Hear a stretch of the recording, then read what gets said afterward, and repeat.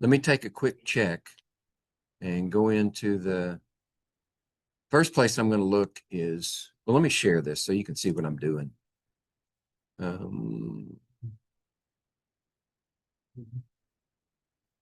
Share. And I'm going to share this one right here.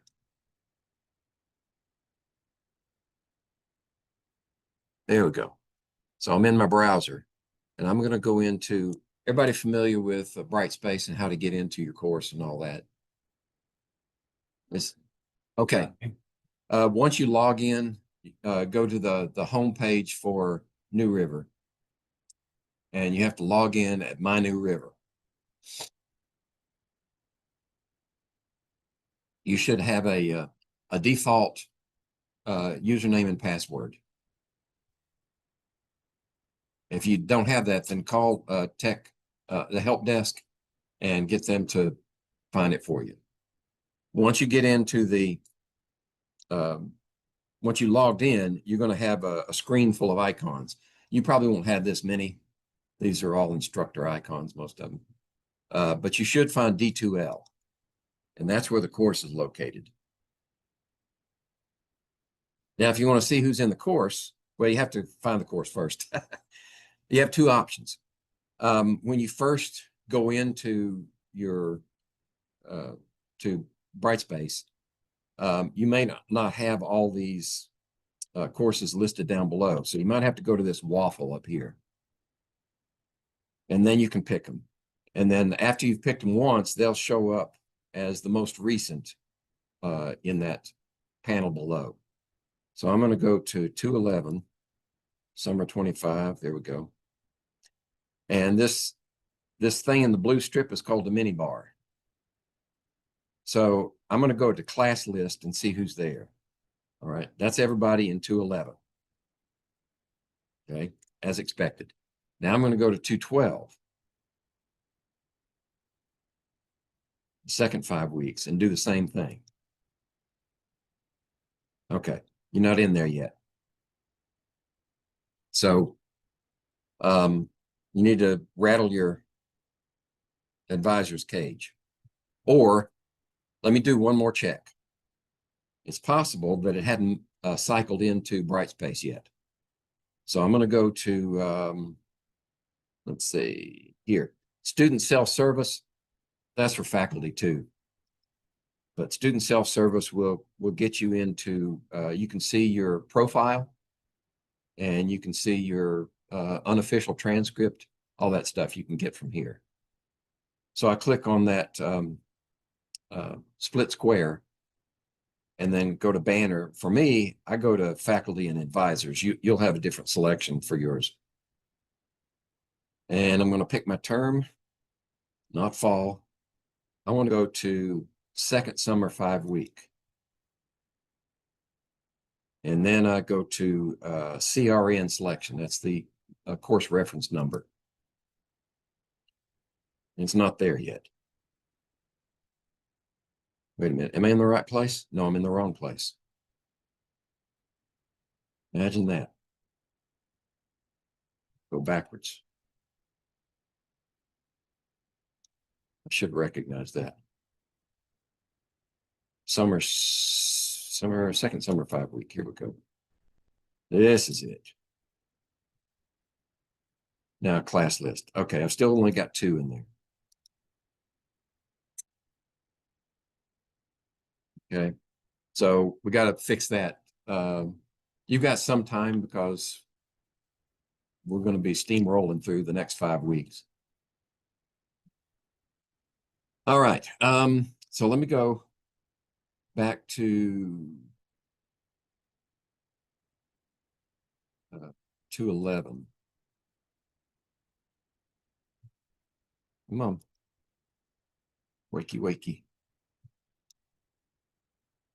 There we go.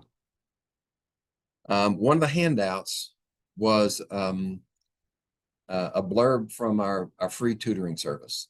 I don't know if you've ever used Gary Pine. I've had good reports. He's a chemistry and math, physical science tutor that the school pays for. So if you need to get in touch with him, follow the instructions on that handout, or if you lose your handout, I put them again down here on the landing page for this course. So whenever you want to, I showed you class list already.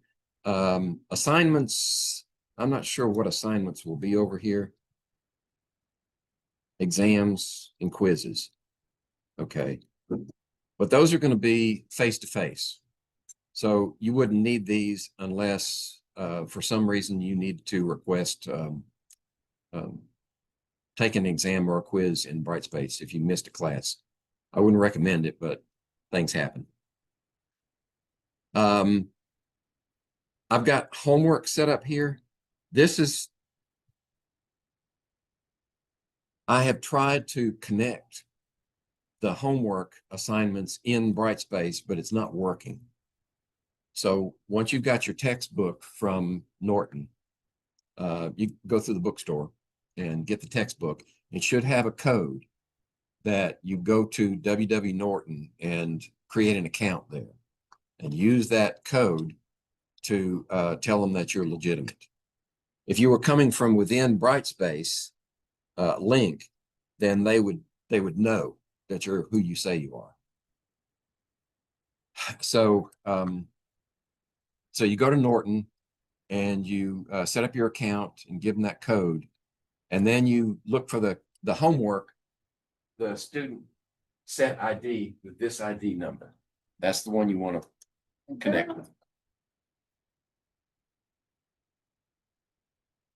That might be. Let me see if there is one. The link I've tried to put in here, and everything else is in content. So we click on this content button, and that takes you into the heart of the course. If it's not already expanded, just click on Start Here, Lessons and Resources, and that's where everything's located. So you got your syllabus and textbook. Textbook might do it. No, that's 212, 211 and 212. Homework problem set. No, that's from last semester. So if I click on this, then it's going to take me to the wrong location, I think. Oh, don't worry about that. I should probably make that invisible. That was my first attempt at homework, is having you do homework problems from within the textbook. But since Norton has this interactive homework, I thought that might work better. You can do these if you want. You know, I'm not going to prevent you, but you don't have to. And in fact, if you look in the syllabus at the grading scheme, you'll see that homework is extra credit. So it will help you, but since I've had so many snafus with it, I'm not going to make it mandatory until I work out all the kinks.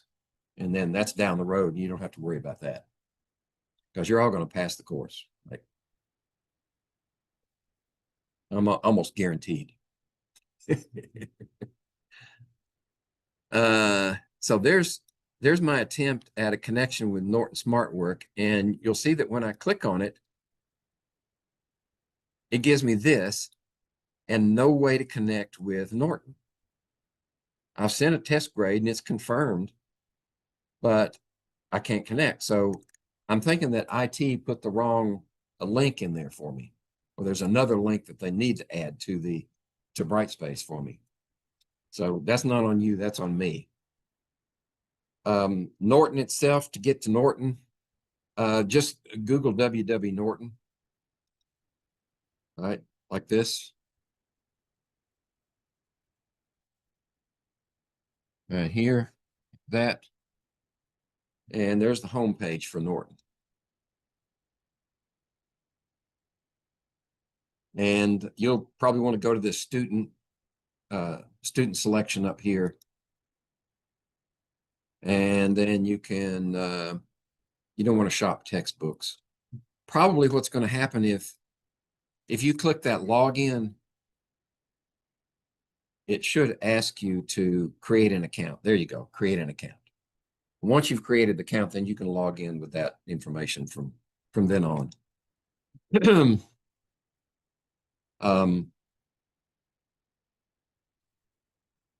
Let's see. Okay. So let me go back to the course. That's not it. That's Zoom. Here we go. You'll also notice that in Brightspace, not always, but sometimes you have these breadcrumbs. So you can back up to a specific location that you've already been to. Right here.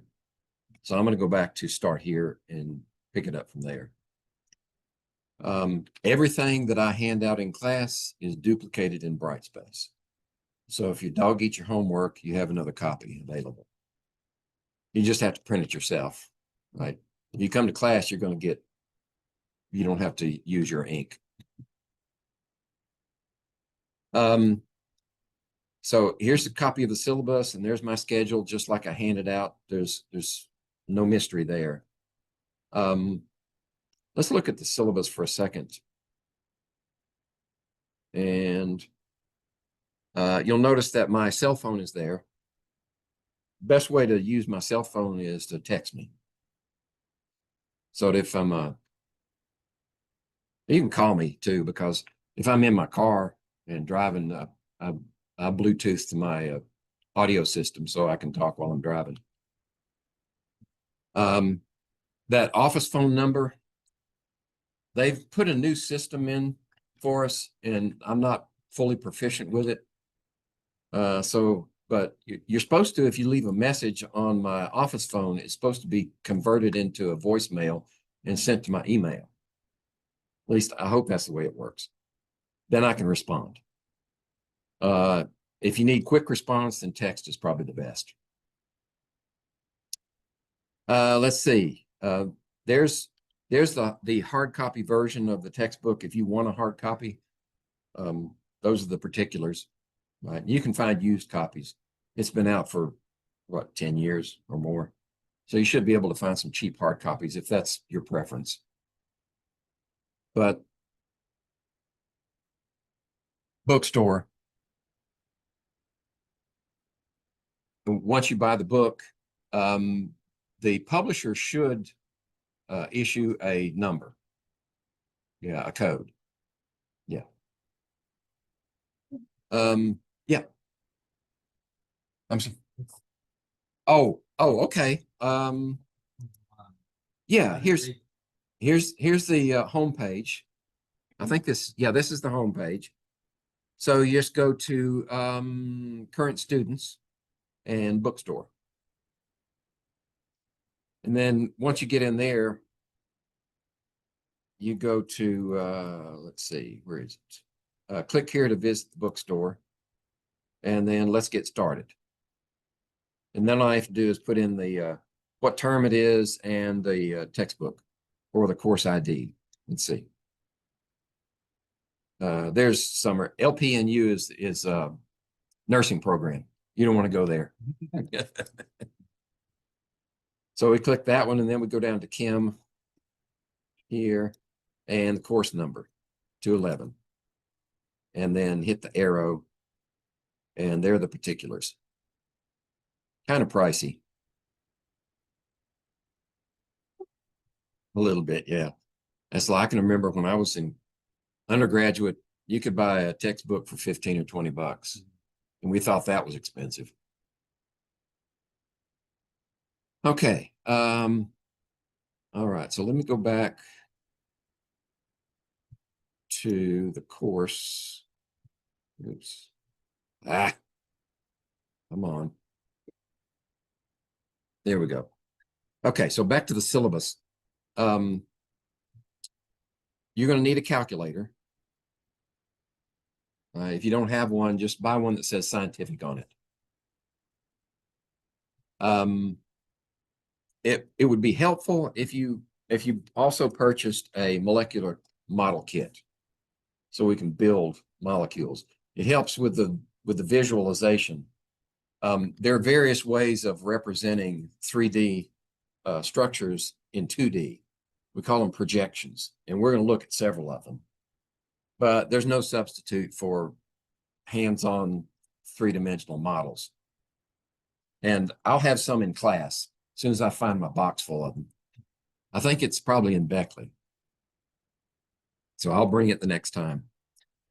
Lab materials, you just need a lab coat, right? And if you've already taken some chemistry courses, you probably already have a lab coat. Everything else we'll provide in the lab space. Eye protection. I have some, and you only need the kind that are just partial, the wraparound polycarbonate things. You don't have to buy the big goggles. I mean, the experiments we're going to do are not that hazardous. You just want to protect your eyes from flying glass and stuff. And if your glasses are polycarbonate like mine, you won't even need goggles or eye protection. So if you want to get your own, then that'll suffice. Otherwise, I've got a few that, since it's a small class, I think I can cover all of it. Let's see, what else? Outcomes, you can read those if you want. This is probably more important, the grading scheme, right? Exams, and we've got, let me see, how many exams do we have? Bona fide exams. 1, 2, 3, 4. You got 4 exams and 1, 2, 3, 4 quizzes. The exams count 50%. Average all the exams together, and that's 50% of your grade. All the quizzes average together 25% of your grade. I have most of the exams, I do have some bonus questions in there, so sometimes you can make up ground with that.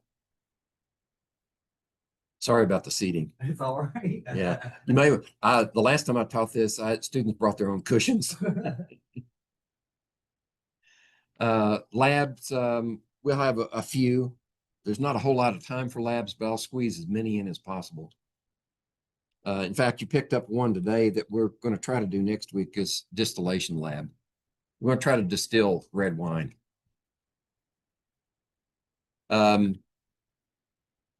So the lab outcomes are worth 15%, and it's very informal. It's sort of a judgment call. I mean, if you don't screw up and you participate, everybody's probably going to get 100 anyway. I was wondering, I know like we used to keep like in your regular chemistry, like a lab notebook and all that stuff. Yeah, that my general chemistry class is a bit more developed. And actually, I'm more comfortable with general chemistry than with organic. But there's a need, so hunker down and learn what I don't know. So I can transmit it. You get credit for showing up, 10%. And then the homework, I average all that together, and that's worth 1 exam grade. So the while we're on that topic, if I go back up to here to grades, let me see. Let me convert myself into a student so it'll look more familiar. Okay, now if we go to grades, this is what it'll look like. And at the top, you'll have a course average. The average is something I do manually. I do that in an Excel spreadsheet because I haven't found a learning management system yet that has a flexible grading system. Their algorithms are just so clunky. I take your grades and put them in a spreadsheet and generate the outcome, and then I put the course average in there manually. And of course, all of our exams and quizzes are going to be face-to-face, so I have to put those in manually too. But I said all that to say this: the course average will include everything that's listed in here as a grade. Right? If there's something there that you've done and the grade's not there yet, then the course average doesn't reflect that yet. Right? So don't panic. If you got 100 on something and your grade is still 70, then it's because I haven't averaged it in. Okay. All right. Now let me go back to the content. And let's see, where was I? here. Yeah, syllabus. All right. So that's one important item to stop and peruse. The next important one is the schedule. All right, we have all this other stuff in here that's good information, but if we're prioritizing our stops, so you'll notice that we're very busy. But we have, I usually have a quiz and then an exam and then a quiz and exam. The quizzes are usually referenced to the interchapters. Joel Carty created this textbook with interchapters that have useful information that he thinks is worth separating out. And it's usually material for naming compounds. Nomenclature is typically what the interchapters are for. Not always, but at least in the beginning, we'll spend a good bit of time on those interchapters. So the first quiz is going to be next week on interchapter A. And that's an introduction to nomenclature. If you recall, in general chemistry, your instructor should have spent a whole chapter on nomenclature. I mean, a whole class period at least, because chemistry is a new language for anybody. I guess you could call organic chemistry a strange dialect of chemistry. They have their own nomenclature rules. Now, these are all these nomenclature rules have to pass through IUPAC, International Union of Pure and Applied Chemists. But they have subcommittees, and the subcommittee on organic chemistry has set these rules. And we're going to have to learn the rules in order so that when we say something in terms of a chemical compound, we understand what the other person is meaning. That's the whole point of nomenclature. It's like any language. Right? I understand a little bit of French that I remember from high school. I understand words here and there from other languages, but I'm not fluent in any other language except English. And fluency is an honorable goal, but it's difficult to obtain. All right. So you'll notice that the things that we're going to do that are really important are highlighted. Quizzes are in blue, exams are in yellow. Exams will include material from the quizzes. Okay. So the quizzes give you a chance to mess up a little bit. And then for the exams, hopefully you'll have recovered and do well. So the first exam is going to be a week from today. The first quiz is next week. And when we have a full-blown exam, I don't schedule labs. That's the same for this course as it is for my general chemistry. So you'll notice I have 4 labs scheduled, and they're all on quiz dates. Let's see, are there any other snafus in there? I put some other information, useful information here, like last day to withdraw with a W. I hope nobody takes advantage of that, but it's there if you need. And this, the last day of the 5 weeks is June 25th. And the only thing we're going to do on that day is exam. And then the following week, we'll kick right in with the second 5 weeks. Now, both courses are open in Brightspace. If you have some extra time and you want to look ahead, you can see what 212 is like before we get there. Okay. And by the way, you can stop me anytime and ask questions. I got a little blurb in here on artificial intelligence. I don't think it'll be particularly useful for this class, but for classes where I have formal lab reports, which we don't have in this class, where you have to write a formal lab report, structuring your paragraphs is part of the process. And I've had students use artificial intelligence. You give the program information and have it write out a paragraph for you, and then you better go back and read it. Because if you don't know, artificial intelligence has, psychiatrists have determined that our AIs have psychoses. They can go nuts. They can also lie. If they need to write something out that you've requested and they can't find the information somewhere, they'll just make it up. So it's a good idea, even if you use AI, to go in and reread it and make it your own, because your grade depends on it. Not so much in this course, but wherever else you use it. Let's see. Attendance policies.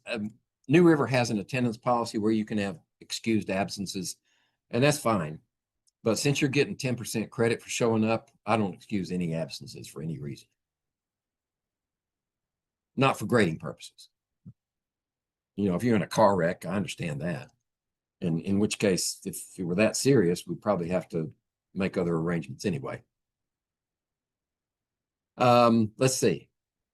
Makeup testing is not, I put that in there because I have it in all my syllabi, but it's not very useful when we only got 5 weeks to do the class.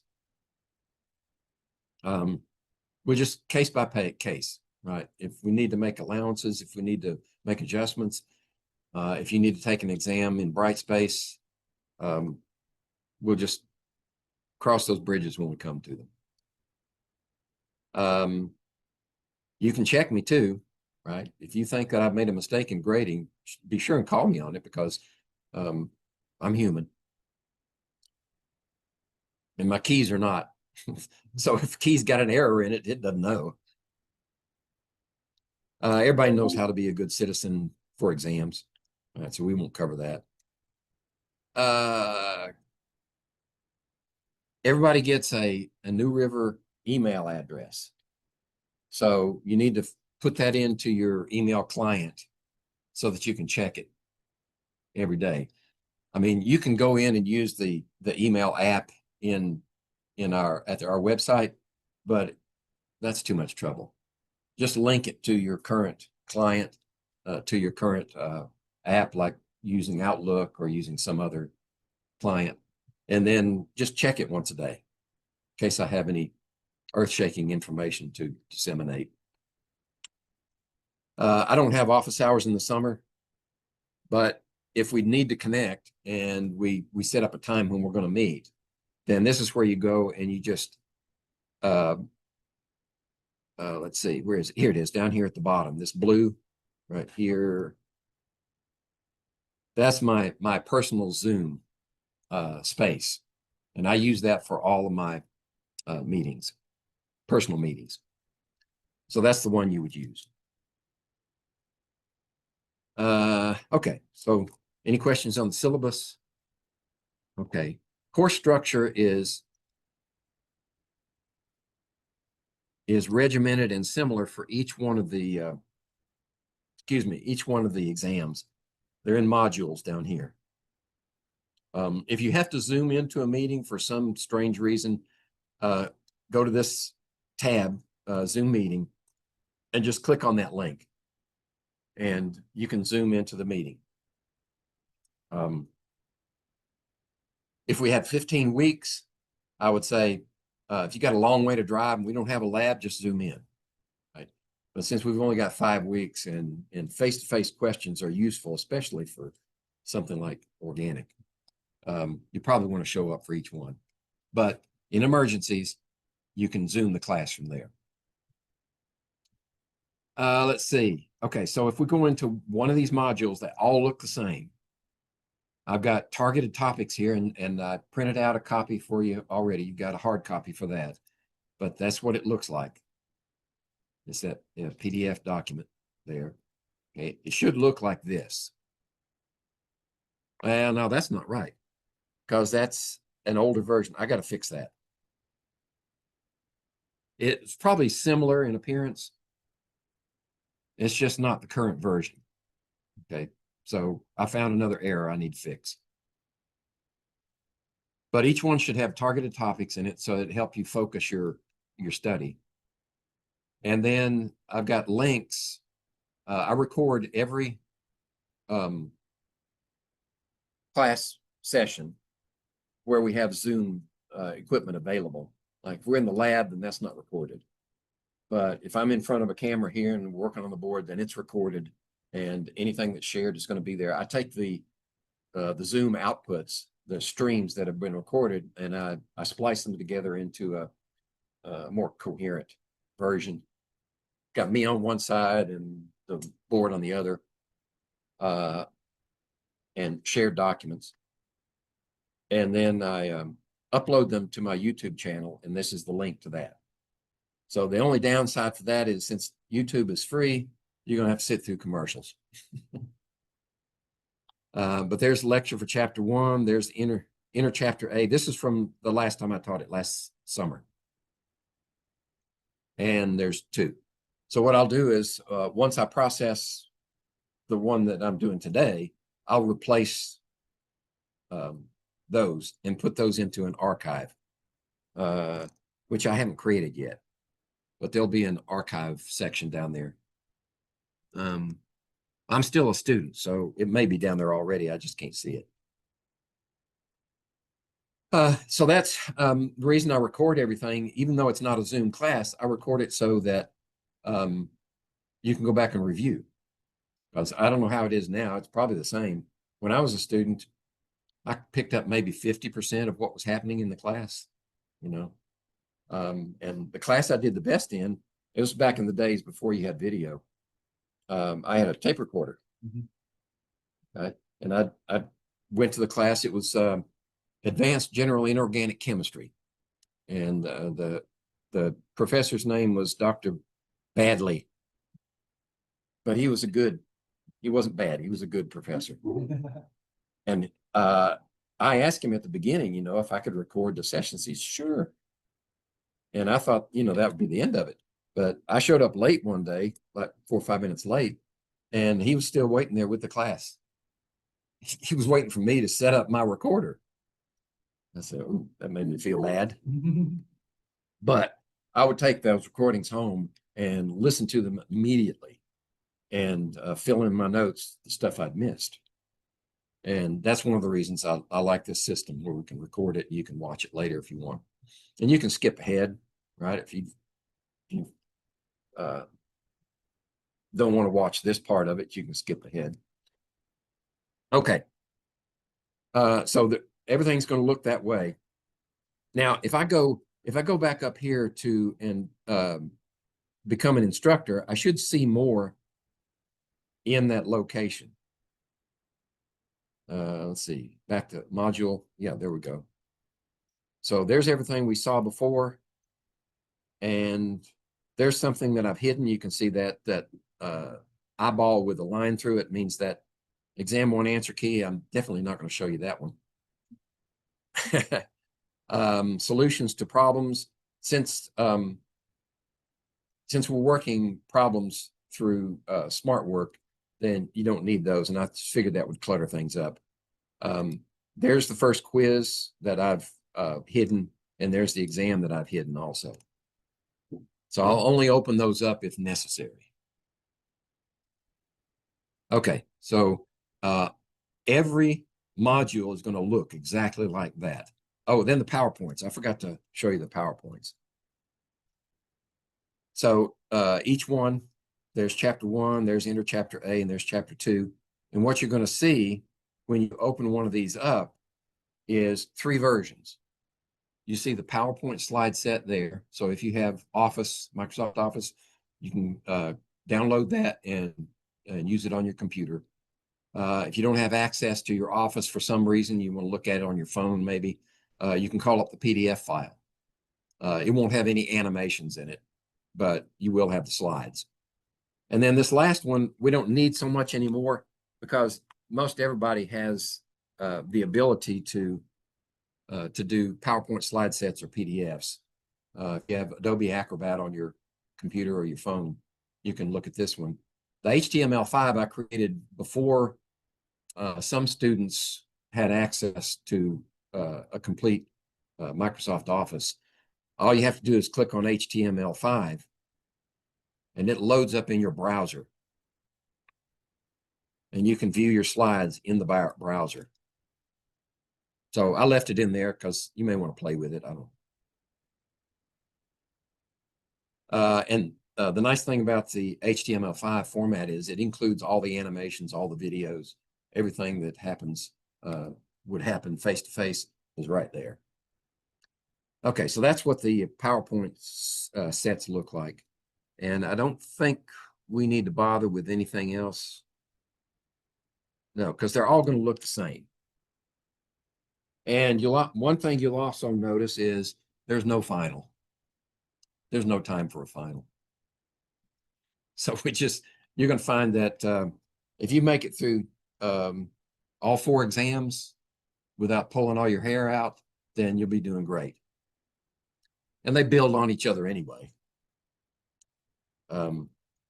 Okay, any questions about that? I guess I've used up enough of our time.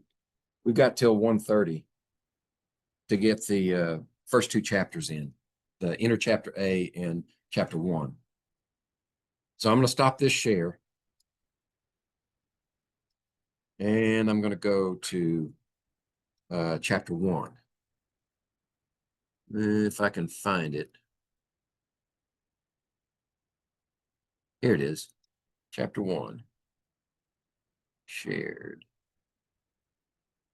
There we go. I mentioned to Galen, I mentioned to Galen earlier before you guys got here that I'm not going to use the front screen because it's still that old technology and sometimes you have to squint to see things. So everything's going to, all the shared documents and PowerPoints are going to be on that back screen. So hopefully sitting sideways, you'll be able to look back both ways. Okay, let me make a slideshow out of this thing. Let's see, here it is. Come on, there we go. All right, a lot of chapter 1 is review. So if you're just coming out of general chemistry, this is going to be a yawner.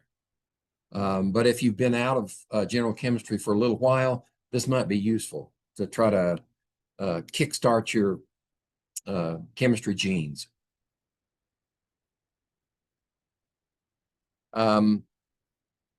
We know what chemistry is, right? It's a general definition of chemistry is the study of substances and how they change from one substance to another. So it's a matter of chemical identity. You know, what properties identify one chemical from another. And in organic chemistry, we narrow that focus. So for organic chemistry, there's a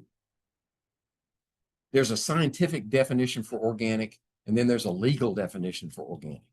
The legal definition is the one that farmers use to jack the prices up on their product, right? If you grow things organically, then you do certain things. But in chemistry, organic, all you have to have for an organic compound is at least carbon and hydrogen. Okay, you can have some other things. Like you can have oxygen, you can have nitrogen, sulfur, organometallics. You can have transition metals embedded in there, like the heme molecule in your hemoglobin has iron embedded in it. Right? But to be organic, it has to have at least carbon and hydrogen. So the best illustration of the difference is that is not organic. That is organic. Carbon dioxide is not organic. Methane is organic. Okay. So as chemistry developed out of the Dark Ages or alchemy, organic chemistry came along pretty quick. In fact, some of the earlier discoveries and procedures and whatever came simultaneously with what we now consider as general chemistry or inorganic chemistry.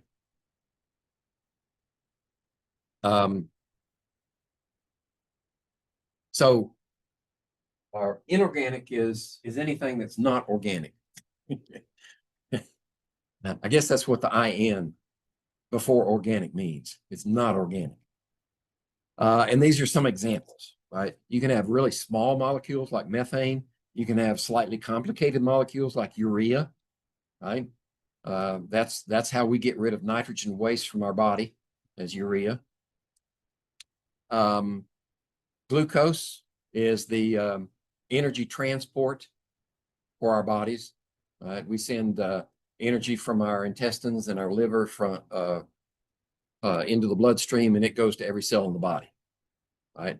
And unless you have diabetes, those cells use it efficiently. And then we have hormones, right? Like testosterone, estrogen,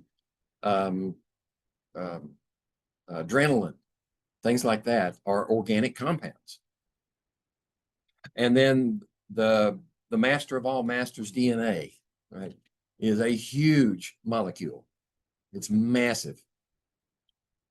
It's an information carrier, as opposed to, say, energy carrier like glucose, or a waste product like urea, or a hormone, a controlling molecule like testosterone. DNA is the code that the cells use to manufacture all the proteins in the body. Now, just as an aside, the DNA in the nucleus of the cell is not the only nuclear material in the cell that controls activities. There is RNA and DNA and other organelles in the cell. So to make a long story short, if I were a scientist and I were able to construct DNA from scratch and produce some code that I thought would produce some body form or a new species, I'd be out of luck, because you need more than DNA for it to work. DNA has to be embedded in the mechanism of a cell. So that's why when the theories that start off with DNA and say, oh, DNA is self-organizing and cells are self-organizing and all that, that's a little hard to swallow. Right? It does carry information, that's true. But you can't read that information. Computer code, you can't read the computer code. It's binary. Right? I can't read it. You need a computer system to interpret it for you. And that's what the cells do. So I'll get down off my soapbox now. Okay. The nice thing about carbon is it's flexible, right? It can form carbon. This is a good rule to remember. Carbon forms 4 bonds, maximum. 4 bonds with its with other atoms. It doesn't have to, but it can.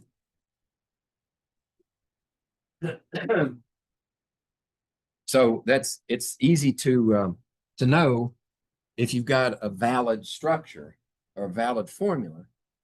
If you say carbon like this and say it's got like that, okay, whatever's out there, single bonds, that's good.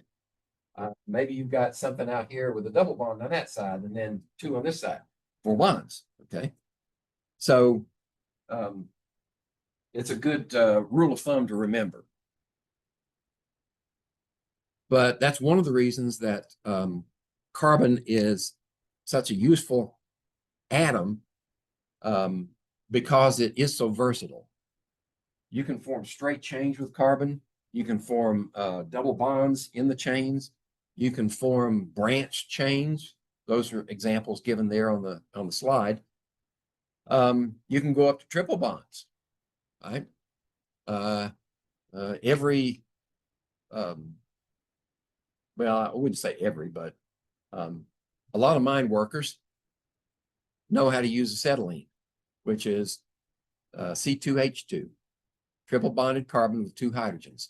Acetylene torches are common in that environment because they're so useful. You can also form rings out of carbon. Just need a single bond with each one of these, and then each one needs 4 bonds, right? So we would have to put 2 hydrogens around each one, give you 4 bonds.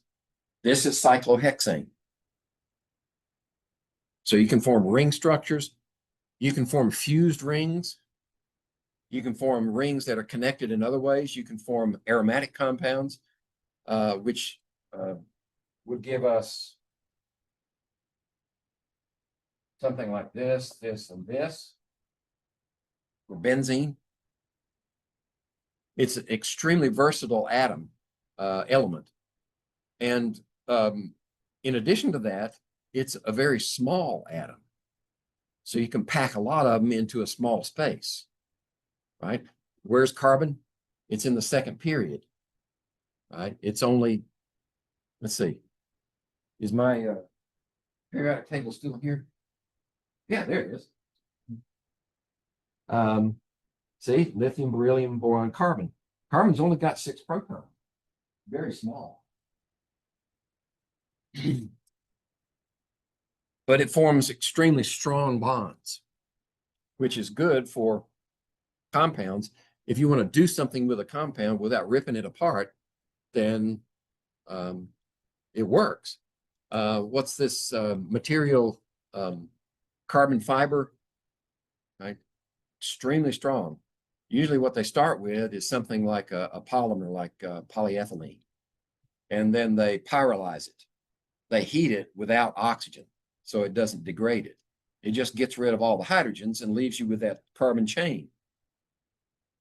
And of course, you must have some double bonds in there somewhere, but it gives you an extremely strong fiber.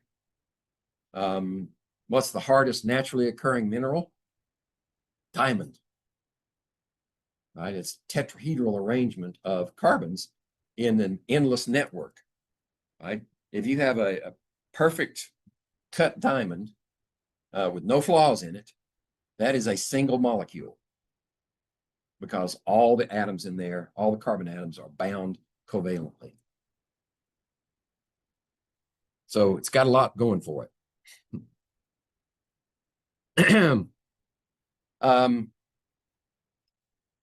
Now I had what was it? I think it was a cell physiology course.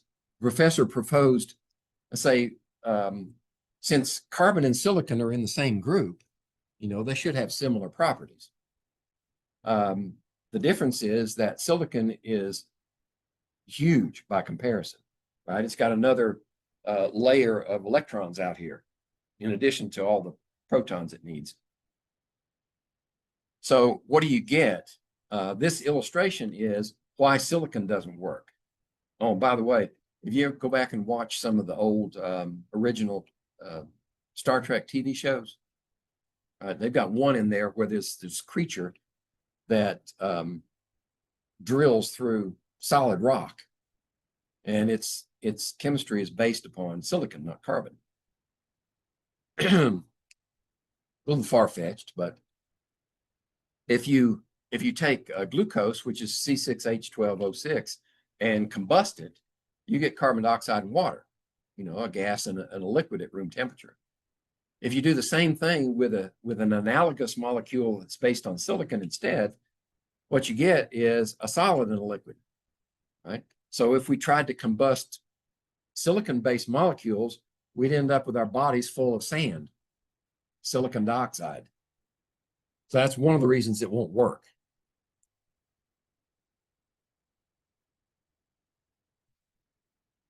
Okay, so we remember the structure, the nuclear model for the atom, which was proven by Ernest Rutherford and followed up by his graduate research associate, Chadwick. who found the neutron. So we know that the nucleus is made of protons and neutrons, and we know that the number of protons is specific to each element. So carbon has 6. If you have 7, you don't have carbon anymore. You have nitrogen. Okay.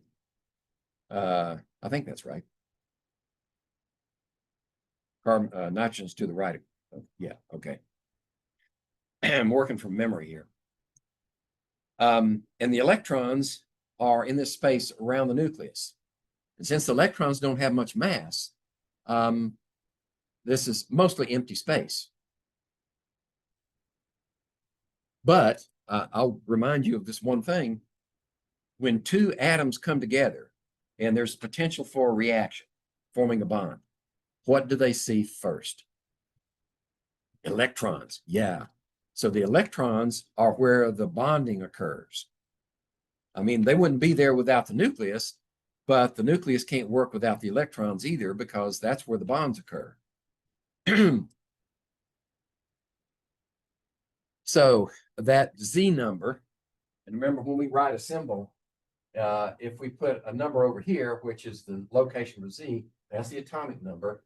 And the location here is the mass number, which is neutrons plus protons. This is for charge. And this is for numbers of atoms. That's by convention. And that doesn't change in organic. It's still the same. Okay, how many protons and electrons does a cation of carbon atom have if it is a net charge of +1? Well, let's see. Carbon would be 6 here. That means 6 electrons. So how many electrons does it have if it's a +1? It only has 5 electrons, right? Because you can't change the number of protons. So it's an imbalance of 1. That gives it a positive charge. Right? That's what's known, we would, in general terms, we call that a cation. But in organic, we call that a carbocation. Okay. Let's see. Dr. Carty likes to draw things out here, but I don't think we need to spend a whole lot of time on this one. You remember the concepts of orbitals, right? And how to write an electronic configuration. So if we had 6 electrons in carbon, then we would start off with the 1s with 2 electrons. And then we go to the 2s, right? Higher energy. That takes care of 2 more. And then we go to the 2p, and that takes care of the last 2. So the neutral carbon atom is going to be 1s2, 2s2, 2p2.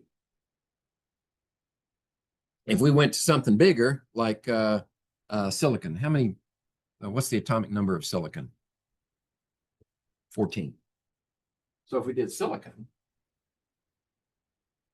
we would still start off with this, but we'd fill up the p's, and that would give us 10. Then we need 4 more.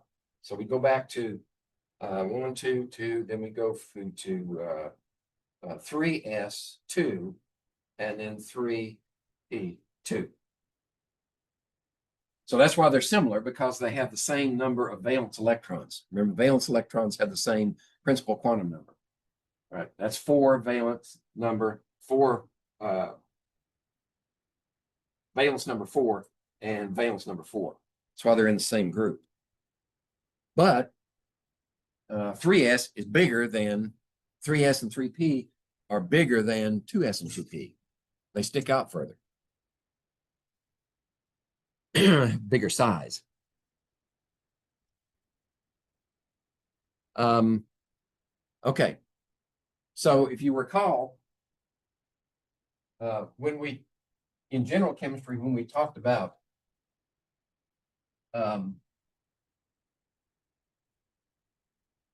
the structure of methane, right? If we use the VSEPR model, then you're going to get a tetrahedron, right? Carbon in the middle, and you're going to have a hydrogen here, 1 in the back, and then 2 out here, like that. Actually, let's see. If these are in the plane, we're going to use the dash wedge. So this is going to stick out a little bit this way. That's going to stick back some, I think. Hold on a second. No, they would have to both go back. These would have to stick out. These would have to go back. Anyway, it forms this tetrahedral shape. Well, every bond angle is 109.5 degrees. But how do you get that with the valence bond theory, localized electron model? If you tried to do that with these, you've got, if it's just overlap of atomic orbitals between the hydrogen and the carbon, you've got these two would give you one angle and these two would give you a different angle. Okay, everybody remembers that? So the solution was to modify the theory with a process called hybridization.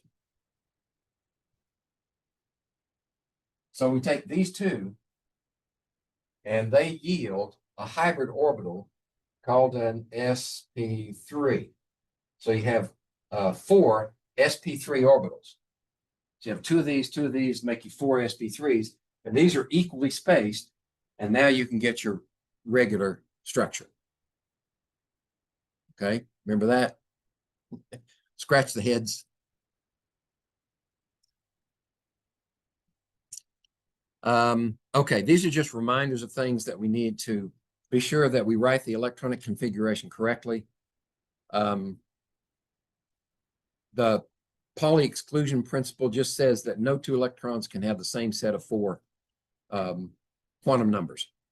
Remember the quantum numbers: N, L, M sub L, and M sub S. Right? And remember the way they go. N can be 1, 2, 3 on up. And L would be 0, 1, 2, up to N minus 1.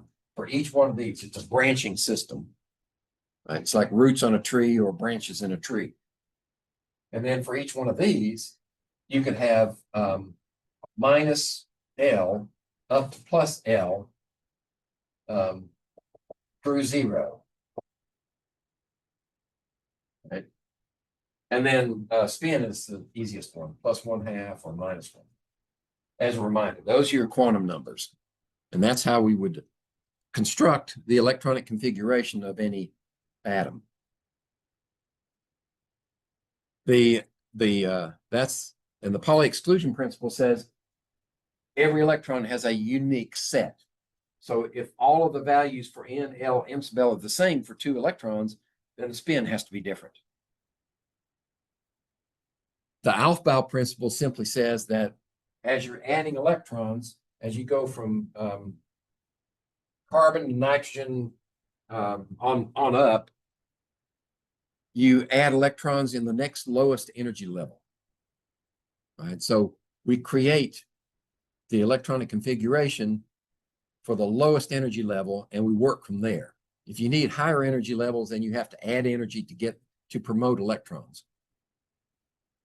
But the basic is the lowest energy. The most stable is the lowest energy. And Hund's rule takes these sublevels. Right? You've only got one orbital here, 1 for S, you got 3 for P's. Remember that these are S, P, D, and 3 would be F. We use letters for those, remember? And the M sub L's, let's see, sometimes they call this a shell. This is a subshell. And this is an orbital. You may see it written that way in some textbooks. Well, the orbitals that are assigned to each one of these subshells depends on this number. And if we go P, that means that 1 can give you a -1, a 0, or a +1 for an imps of L. So that's why P's have 3 available. And if we put these two in, one goes that way, one this way, spin up, spin down. For 2, you have to put them in separate orbitals before you can start pairing them up. So if we go to the next level, we would put it in here and go to the next level, then you can start pairing. Let's see, after nitrogen would have one here, and then oxygen, we could put one over here. Excuse me, that's Hund's rule. And that's because the intuitive reason for it is you want to keep these electrons separated from one another as much as possible because they're all the same charge. And the lower energy is one where you minimize repulsions. So you keep them in separate orbitals, you don't have as much repulsion and it's more stable. Okay, let's see. Nitrogen atom, right? All we have to do to write the nitrogen atom is just add one more electron here. So nitrogen would just be here, like that. That would give you nitrogen. Or an abbreviated form would be sp3. Put a 3 up here. Okay. Is this useful review for anybody? Okay. Has it been a while since you've had this? 3 years? Oh, okay. So if I'm moving too fast, tell me if you have questions. So the covalent bond, remember, they're basically 2 different types of bonds, ionic and covalent. Ionic bonds are formed from pure ions. In other words, electrons are transferred from one atom to the next to make cations and anions. Sodium chloride is a good example of that. So if you have a crystal of sodium chloride, right, you take your salt shaker and dump it out on the tabletop, take your magnifying glass, what do you see? See tiny little cubes. They're cubes because each cation is surrounded on all 3 dimensions by the anion, and the anions are surrounded by the cation. And they form this crystal matrix of positives and negatives that manifests itself macroscopically as a cube. So that bonding is ionic because we've transferred an electron from sodium to chlorine. And that's typical. Non-metals have a tendency to accept electrons. Metals have a tendency to give them up. Well, when we form covalent bonds, those are formed between 2 or more non-metals. So nobody wants to give up their electrons. The way they form their bonds is to share electrons. And the example here we have is hydrogen. If you look at that graph and start from the right and move to the left, you see that the hydrogen atoms are getting closer and closer. And as they get closer, they start to overlap their orbitals and share electrons, and the energy, overall energy, drops. And at a minimum, at a certain distance, you get the ideal overlap and sharing of electrons, and that's the bond length at that distance. If you try to push them closer, now you're going to start forcing the protons to repel one another. So the ideal distance is that bond length. Now,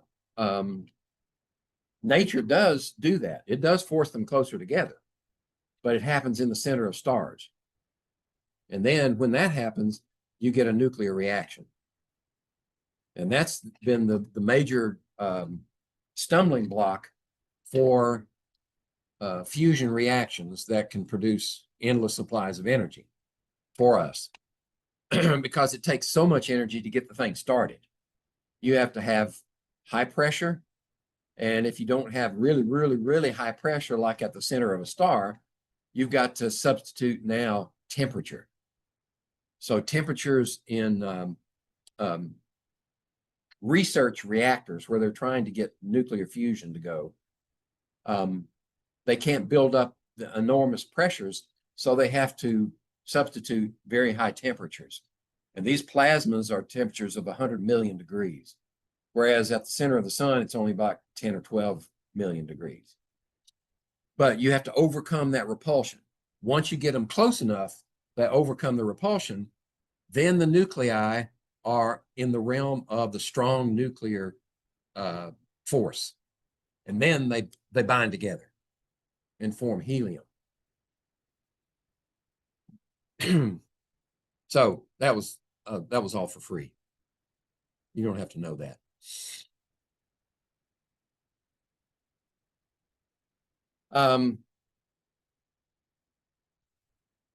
All right, you can take it or leave it. If we use a spring analogy, which is very often used in organic chemistry, the bonds are treated as springs because you can get certain types of motion.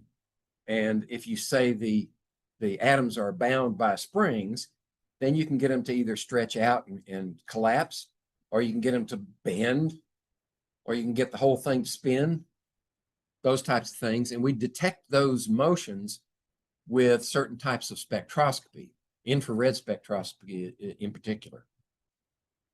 So maybe the spring analogy is not such a waste of time. But if the natural position of the spring is the one at the bottom, then if you move them further apart, you have to stretch the spring, and that means they're higher energy. You have to put energy in. Or if you try to compress the spring, you have to put energy in also. So the ideal is the relaxed spring at the bottom.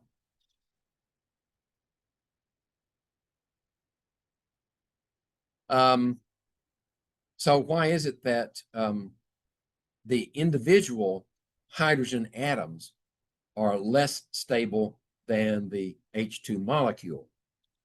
You know, why do we have these diatomic elements like oxygen, hydrogen, nitrogen, fluorine, chlorine, bromine, iodine? Those are all diatomic elements at room temperature and pressure because they're more stable.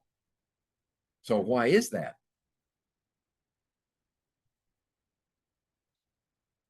Well, the explanation here in this slide is that you've got an attraction between the individual atoms have an attraction between one proton and one electron.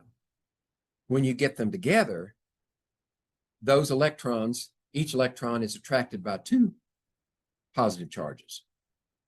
That tends to stabilize them.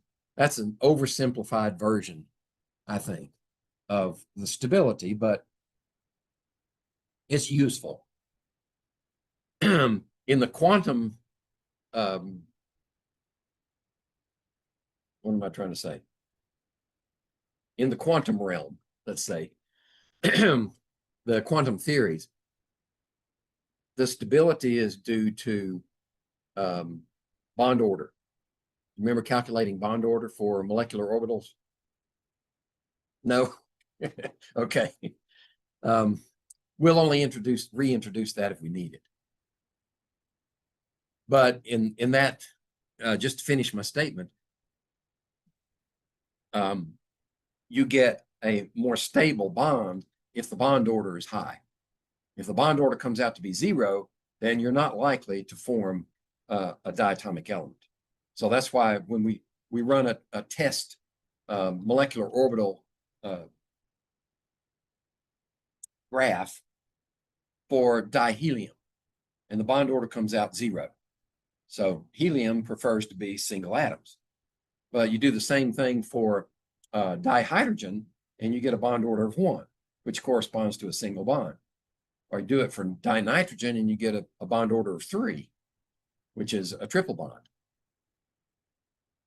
So there are a number of ways to look at this, and this is one useful way.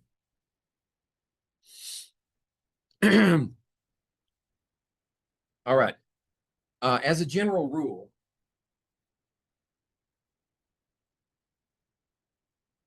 and we can use since we're going to be talking about carbon so much, we can use carbon here. I think that's what they're using X and Y. Let's be more specific. If you have a carbon with a single bond and whatever else is bound to it, it doesn't matter right now.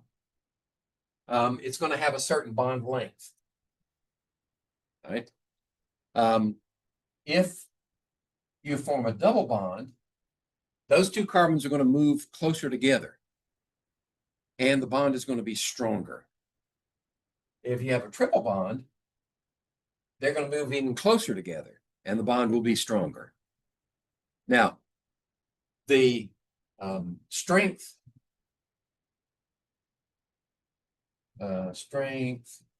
and length of bond are not linear.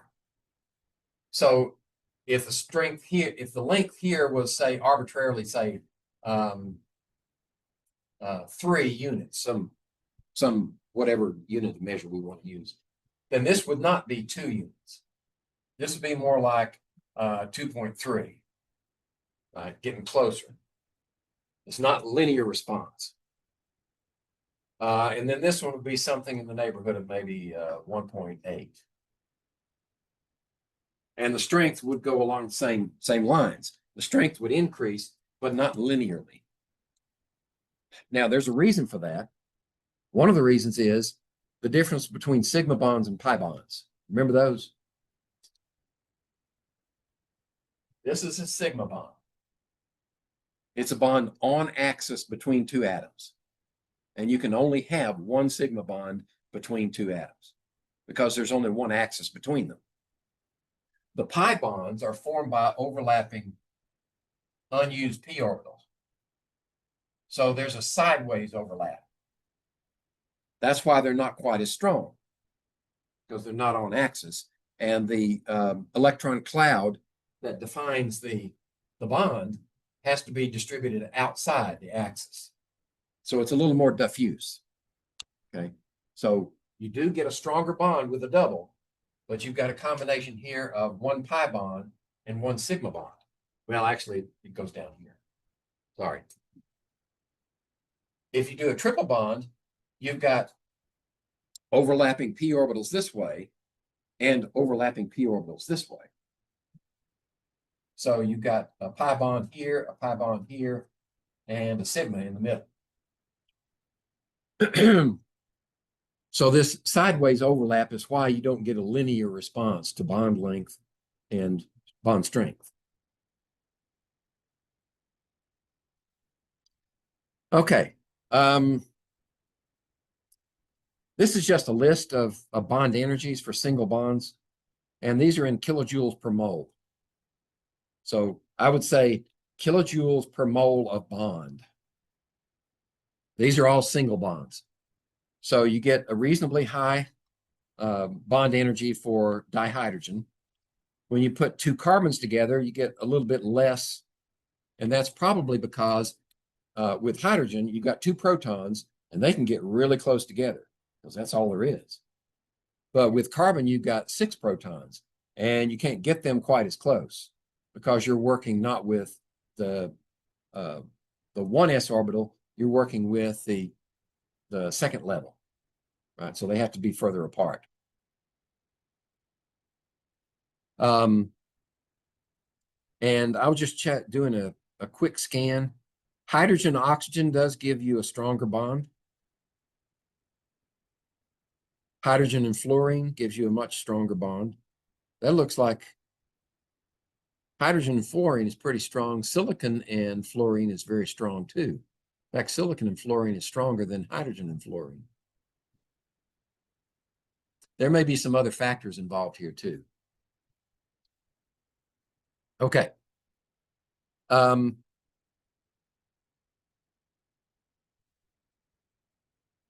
This is bond energies and bond lengths. Okay. So we're comparing carbon-carbon, nitrogen-oxygen, 2 nitrogens and 2 oxygens, single bonds.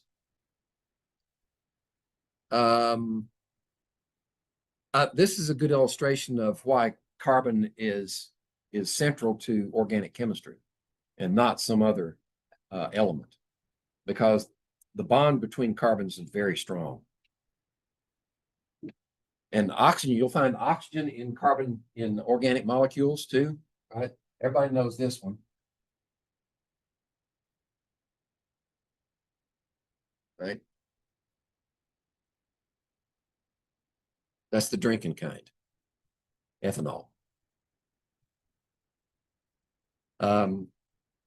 Crystal clear should be, I don't know if crystal clear is 100%, because when you distill alcohol, the highest you can get is between 95 and 96%. Right? There's reason for that, and we'll cover it later. So crystal clear is probably 5% water. You can get pure ethanol, right? Buy it from the distillers. There are ways to do that, to make it.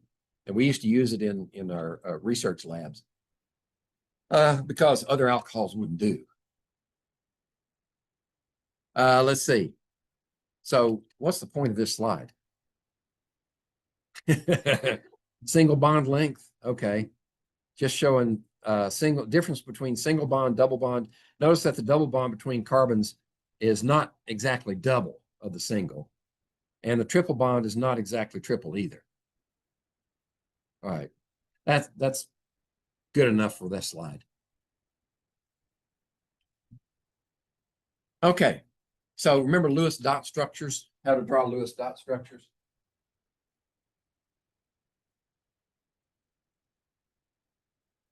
We'll go through a quick refresher on that. G.N. Lewis was a U.S.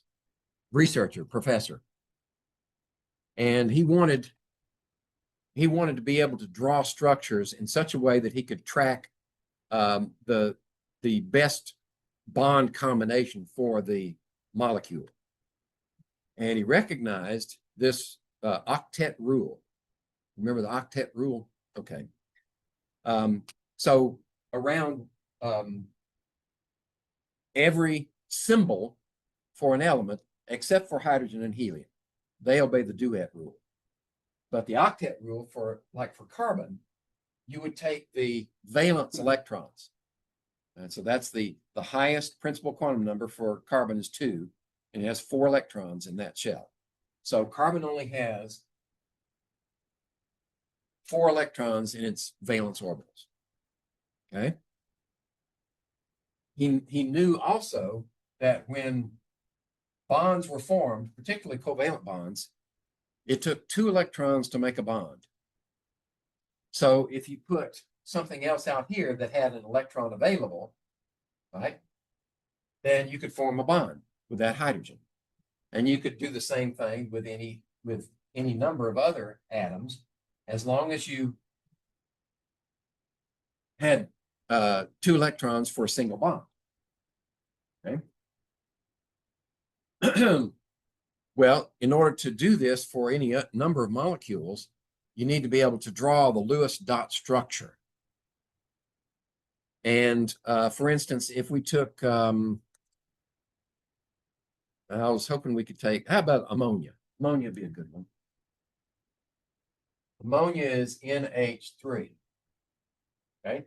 So the first thing you do is add up the valence electrons. Nitrogen has how many valence electrons? Well, carbon has 4, nitrogen has 5. So we have 5 valence electrons for nitrogen and 3 times 1 for each of the hydrogens. Right? So we have 8 electrons. Then you decide which one is the central atom. Usually, the more metallic is the central atom. That would be, well, in this case, it has to be nitrogen because you can't form but one bond with hydrogen. So if you put hydrogen in the middle, you're stuck. So this is a no-brainer. Nitrogen in the middle, and then you form one bond with each of the others surrounding it. Like that. And that's 2, 4, 6. We've used up 6 electrons, so we have 2 electrons left over. Any extra electrons, you start from the outside and work your way in. Well, hydrogen's got all it can handle. So those two electrons have to go on the nitrogen. And that's our valid Lewis dot structure. Now you can do this for any size molecule. It becomes problematic with some of them, right? So in my general chemistry course, I rarely go past 4 or 5 central atoms, because you can have, this leads us to the ability to predict geometry, okay? So with the VSEPR model, remember what that stands for? Valence shell electron pair repulsion. You take your central atom and you count the number of groups bonded to that central atom. And doubles and triples count as one group. So we have this one pair. We have 1, 2, 3, 4. So we have 4 groups. And the electronic structure then for 4 is always tetrahedral.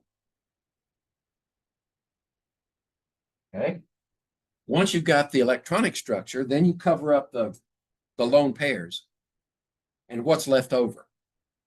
Well, what's left over is nitrogen here, lone pair there, got hydrogen in the back, and you got hydrogens out here that form that tetrahedral electronic structure. But when you cover that up, what do you have? You have a trigonal pyramid. So that's the molecular structure. Is this ringing any bells? Where'd y'all take? Well, you took general chemistry with me, didn't you? Okay. WVU? Tech. Okay.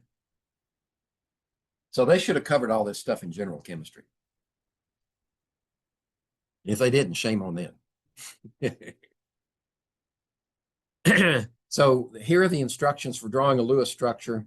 I just gave them to you as an example, but there they are in black and white. I think that's black. Might be green. HCO2 minus. So what is that? HCO2 minus. If it was HCO3 minus, I'd say that's the bicarbonate ion, but that's not a bicarbonate. I'm not sure what that is, what to name it, in other words. Okay, but we could do a Lewis dot structure for that one. And this would be instructive because what do you do when you have an ion and you have to draw the structure? It all boils down to counting the electrons. Okay, we got 1 here, we got 4 for carbon, and 2 times 6 is 12, plus 1 for the charge. And so that's 13, 17, 18 electrons. Carbon's going to be in the middle. So we have a carbon, we have an oxygen, and a hydrogen. Okay, so that's minus 6. We have 12 electrons left. Hydrogen's taken out of the picture. We fill in the outside ones first. 2, 4, 6, 8, 10, 12. Takes care of all of them. So we've used up all of our electrons. Now we try to make an octet for everybody, if at all possible. So how do you make an octet for carbon? Well, you can't do it from this side. We could take a lone pair here and do that, like that. And that would preserve the octet for the oxygen and give an octet to carbon. But remember, the valid Lewis dot structures could also be formed from this oxygen and not that one. So what do you do when that happens? Let's say we draw this one instead.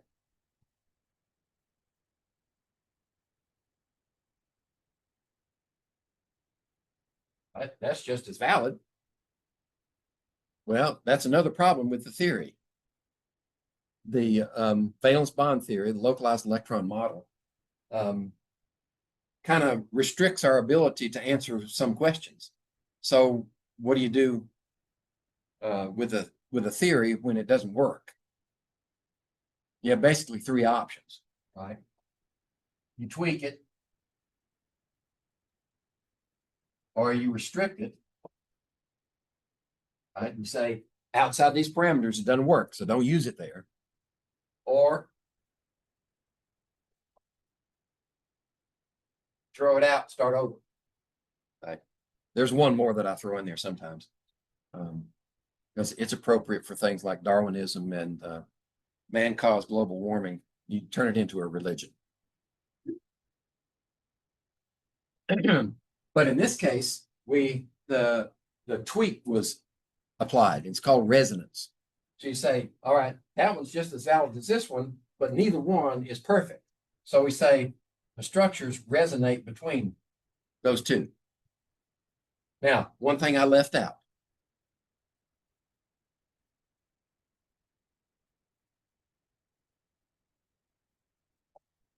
Without that charge, it's incomplete. Okay. For the Lewis dot structure is incomplete. Now, what would be the geometry for this molecule? Well, we've got three groups, right? It's trigonal, planar. And since there are no lone pairs around the central atom, the electronic structure and the molecular structure are the same. It forms a trigonal plane. And what would be the bond angle for a trigonal plane? What are the internal angles for an equilateral triangle? 120 degrees, right? 120, 120, 120 makes 360. Okay. Now, why would we make such a fuss about the geometry? Because when we're looking at the potential for polarity in a molecule, whether it has it or it doesn't have it, we need two bits of information. One, are the bonds polar? The bonds in this case would be polar like that, and these are pretty close to each other, so we're focused on these two. And the second bit of information you need is the geometry. Because if you have polar bonds that are the same magnitude, but they point in directions that are equally spaced, then they cancel each other out, and you have a nonpolar molecule. But if they're unbalanced, then you have a polar molecule. And in this case, we would have a polar molecule in that direction. So this is polar. And polarity is one of those concepts in organic chemistry where we use it a lot. Okay. So, well, there's the answer in black and white. I just like going on the board sometimes. Actually, a lot of times. It helps clarify things in my mind too. Now, remember, sometimes when we form draw the Lewis dot structure, we can have a deficiency and we can't form an octet. Boron trihydride is one of those examples. Right? We've used up all of our valence electrons with only 3 bonds around boron. So it doesn't have an octet. It's deficient. When you do that around carbon, you get a positive charge. So let's look at it this way. Say we have methane. That's a neutral molecule, right? What if we take away this proton by some reaction? Now, there are two possibilities, and you'll see examples of those in the future.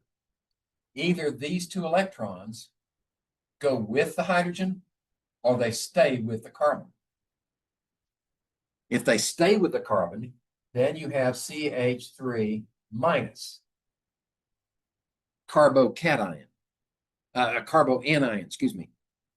If they go with the hydrogen, then you have CH3 plus carbocation. And that's the example that's shown here in that picture.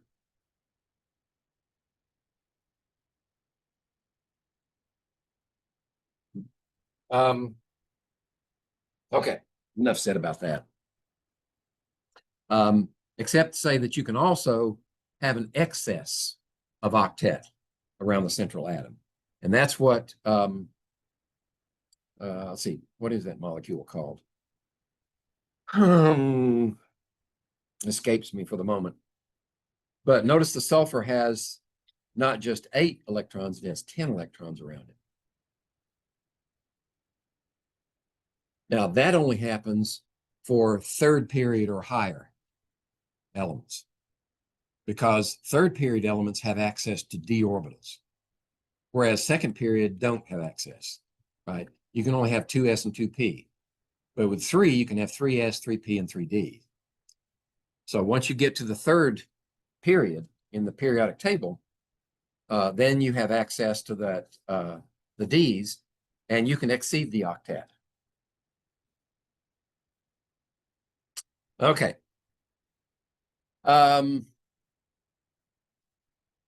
Okay. I mentioned this earlier, drawing Lewis dot structures quickly. Hydrogen only has one bond to it. That's it. That's it. When you bond hydrogen to something, there's only one choice.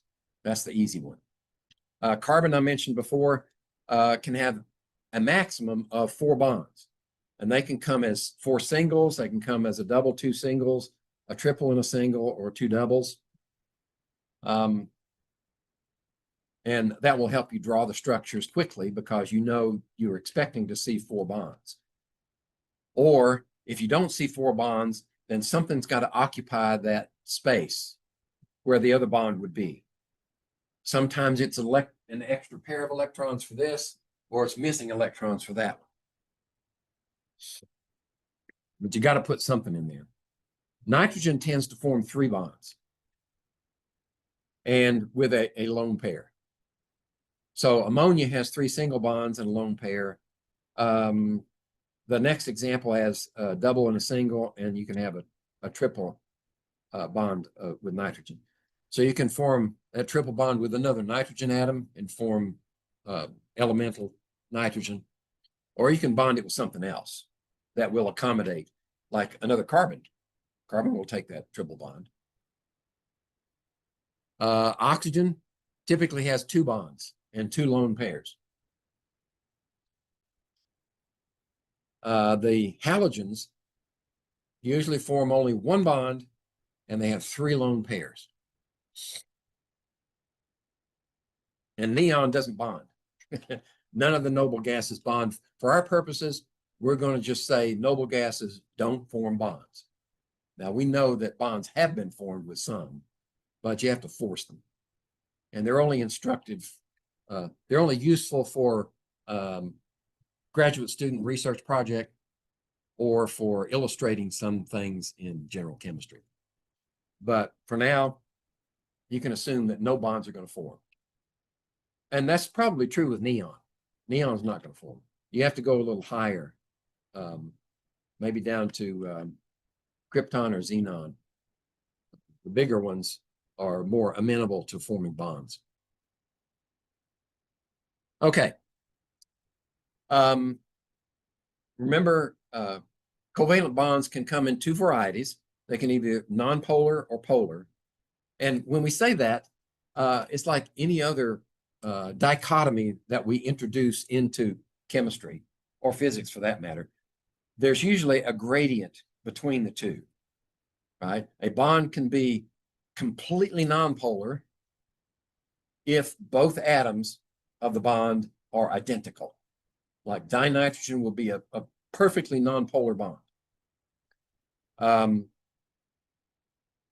Or you can have an extremely polar bond like hydrogen and fluorine, right? Because the electronegativity of fluorine is 4, and hydrogen's about 1.2 or something like that. So you get an extremely polar bond there, but other bonds will likely fit somewhere in between, with some ionic character and some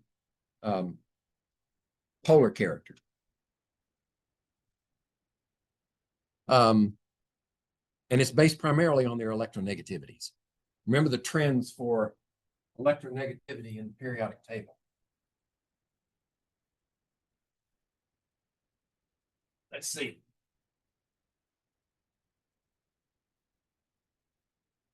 Let's see if I just rough out. I'm going to leave out the lanthanides and actinides. This comes over about like that, and it goes over here, and like that. Then you have hydrogen up here and helium up here. So what's the electronegativity trend?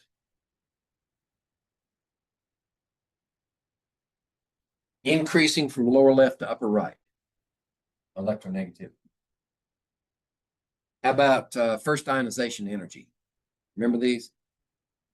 How much energy does it take to kick off the first electron? Lower left to upper right. So it's first ionization energy. Okay. How about, well, let's see. I don't want to hammer you with every detail. Just what are we going to need for organic chemistry?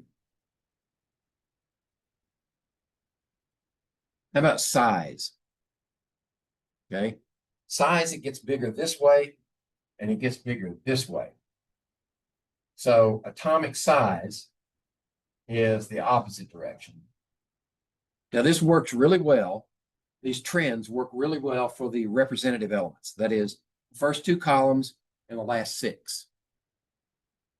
When you get in here in the transitions, then things kind of roller coaster.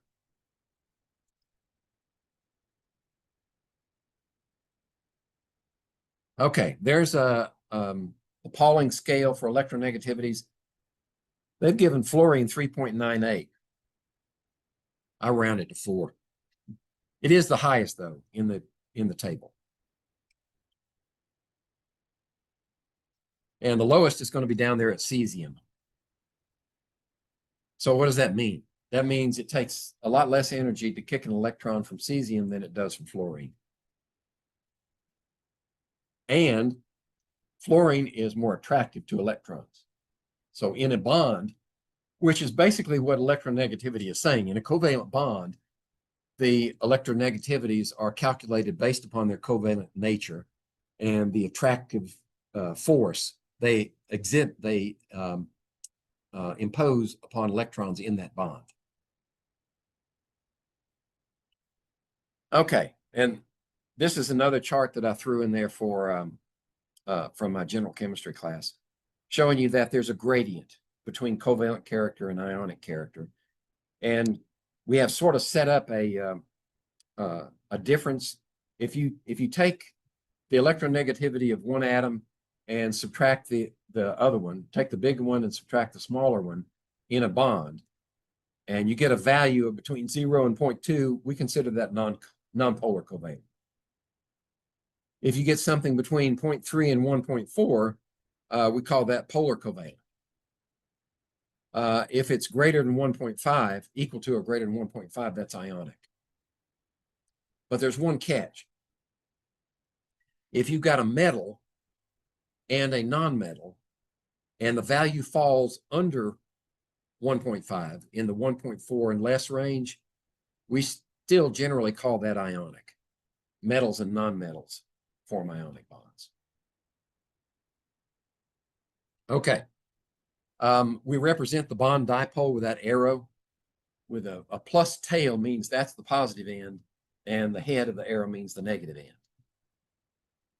All right. So for example, that fluorine and hydrogen down there in the lower left, that's going to be extremely polar, right? What's the difference there? That would be, let's just use 4, 1.8. So that's definitely polar covalent. And we can say polar covalent because fluorine and hydrogen are both nonmetals. And then you can do that with about anything else. Let's see, carbon. Oh, I was wrong on electronegativity for hydrogen is 2.2 and carbon is 2.5. So it's going to be slightly directed toward carbon. But since the geometry is a perfect tetrahedron, then all of those differences, all of those dipoles cancel each other out.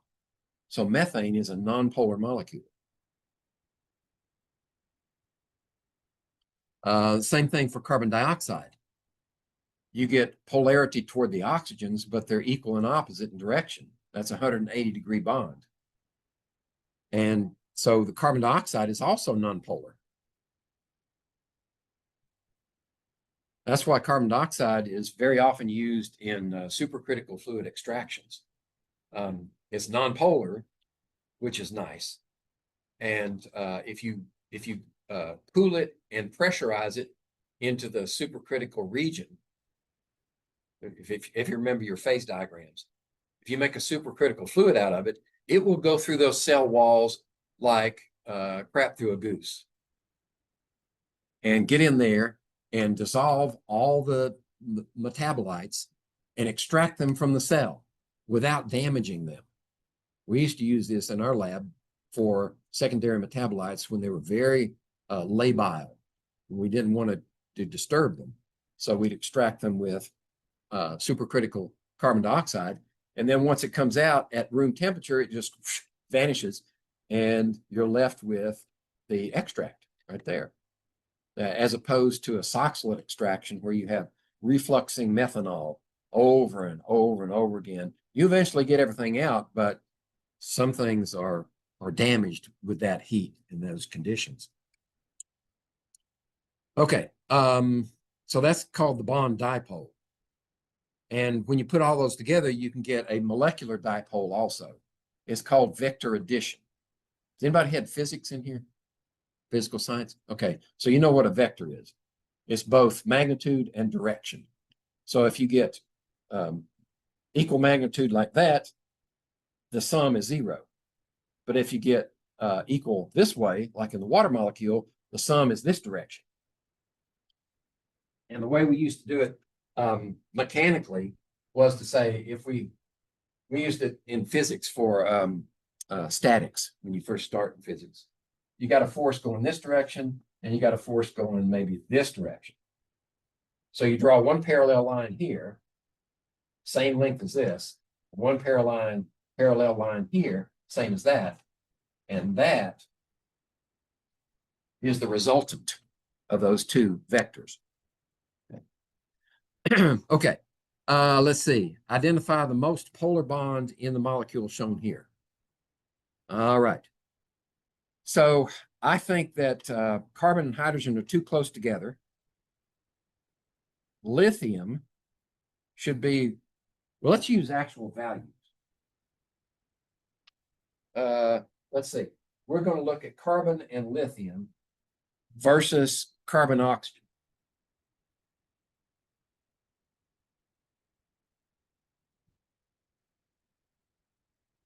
Okay, so we're looking at this bond and that bond. So let's see. Carbon was, what was carbon? 2.55. 2.55.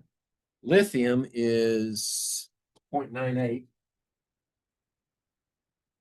And oxygen is, wait a minute. Yeah, oxygen is 3.44. We can tell at a glance that the difference between these two and the difference between these two, it's going to give a slight polarity this direction and extreme polarity this direction. So the lithium and carbon should be the more polar bond.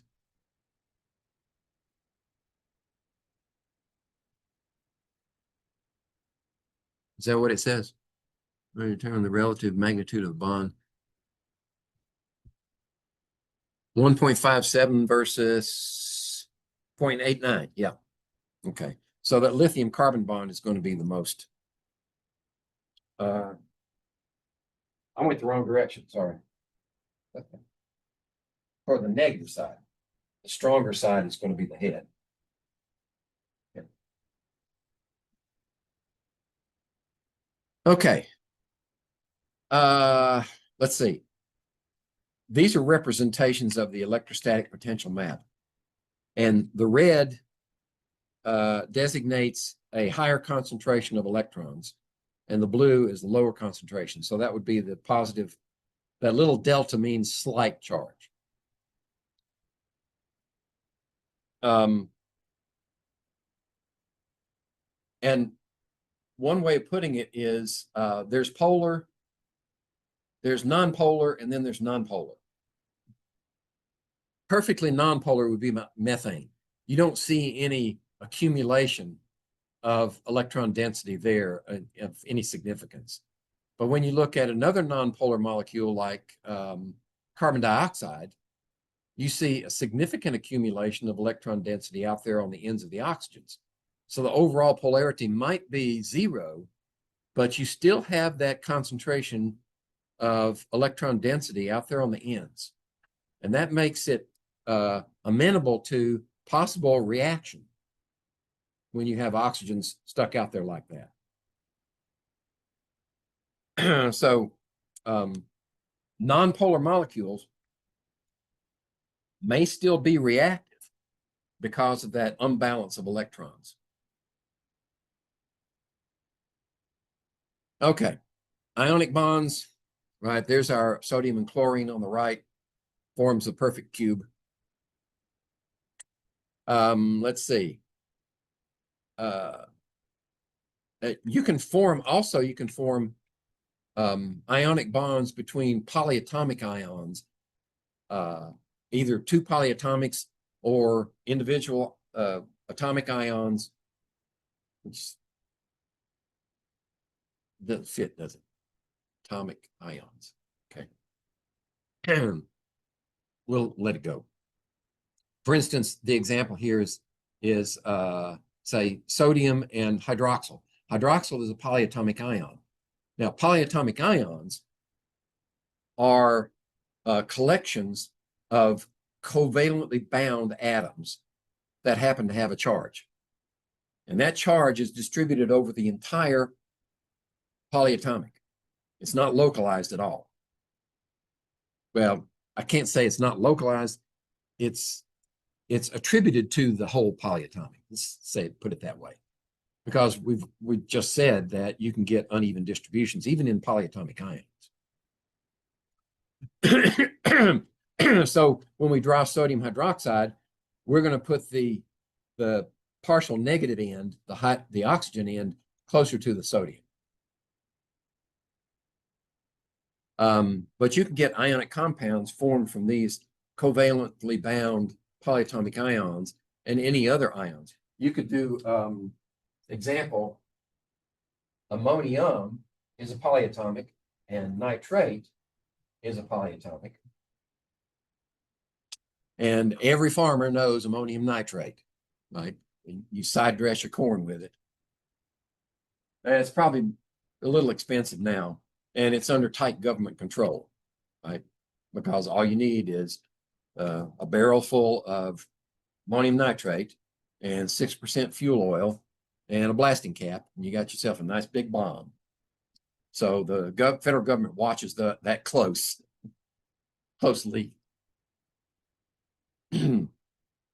Poor English teacher rolling over in her grave.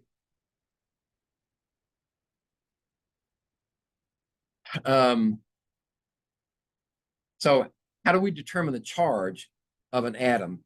Now, remember,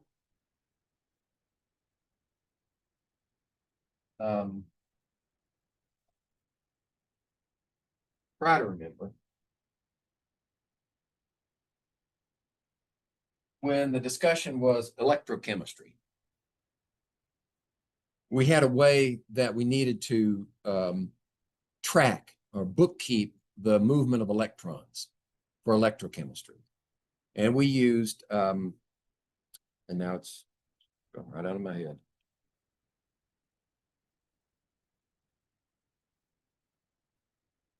Shoot. I hate it when that happens. We assigned charges, even in covalently bound molecules, we assign charges to the atoms so that we could track the movement of electrons. Well, it's a little different in organic chemistry. We did introduce this, at least I introduced this topic also. It's called formal charge. Formal charge is another way of bookkeeping charges, and we used it in Lewis dot structures to determine which Lewis dot structure that you created was probably the best. And in order to do that, you would minimize the formal charge for all the atoms in the molecule. Right? So how do you calculate the formal charge? Well, let's see. What do we got here? We got CO2, HCO2. That's formaldehyde, I think. Yeah, that's formaldehyde. HCO2. Yeah, O2. So the molecule is going to look like this. And for our purposes, it doesn't matter if we put the double there or the double there. We know that there's resonance involved. So oxygen has 2 bonds and 2 lone pairs. Here we go. In this case, it only has 1 bond, so it means it has to have 3 lone pairs. And carbon has its octet and hydrogen has its duet. Okay, so how do you calculate the formal charge? First, what you need is the number of valence electrons assigned to the individual elements. So on the periodic chart, you're going to find that oxygen has 6 valence electrons. 6, and this has 1. And carbon has 4. Okay. Then you count up the electrons that are assigned to each one from this structure. If they're lone pairs, they belong to that atom. If they're in a bond, it only gets 1 for each bond. So we have 2, 4, 5, 6. Minus 6 equals 0. So the formal charge on this oxygen is 0. That's good. Closer to 0, the better. This one is 1 minus 1 is 0. And carbon would be 4. 1, 2, 3, 4. Minus 4 equals 0. And for this oxygen, we have 6 minus 2, 4, 6, and 1 is 7. Minus 7. It's minus 1. So that's the formal charge on this oxygen. But we're going to learn later that these structures, because they can resonate between this one and this one, resonance between these two, a double here and a single there, stabilizes that problem. Right? Minus 1 would tend toward instability, but since we can resonate it with this oxygen, that also stabilizes it. So formaldehyde is a reasonably stable molecule. It stinks too. Have you ever, anybody had biology class? Done your dissections? Right, you told your nose. Sometimes, yeah. Yeah. Okay, so let's see. What am I trying to do here? Some species are not described well by Lewis structures. They imply electrons are localized. That's true, right? The localized electron model colors or muddies the water or colors your decisions. In reality, electrons are spread out or delocalized. When you can delocalize, it's better. So sometimes we would draw that structure like this, although it's not strictly permitted in the valence bond theory. We would say this and this like that, right? And then we would have to do that and that. So 2, 4, 6, 8, 2, 4, 6, 8. Because we really can't say which oxygen is which. They're indistinguishable.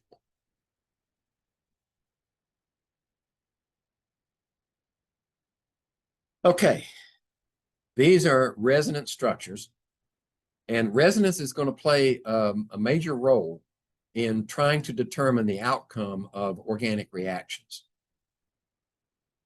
Because if your structure can resonate from one to the other, and in this case, the resonance gives you identicals, right? This would resonate with this one.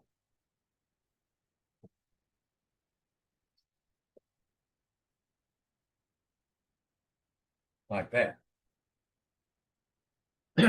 So this doesn't offer you any advantage in a chemical reaction.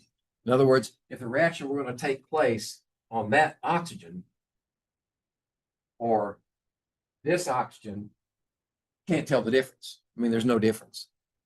But when you get a resonance that gives you a different structure here versus there, which is perfectly valid to stabilize the molecule, then the one that's more reactive for the particular reaction you're investigating, when it resonates to that side, that's the one that reacts. I don't know if that makes a whole lot of sense, but hopefully it will in the future.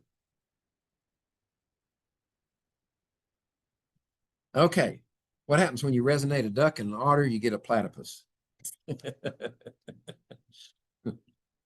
I think that's Dr. Carty's idea of being funny. Or what do you get when you cross a crocodile with an abalone? You know what an abalone is? It's a mollusk. Abalone and a crocodile, you get a crocobalone.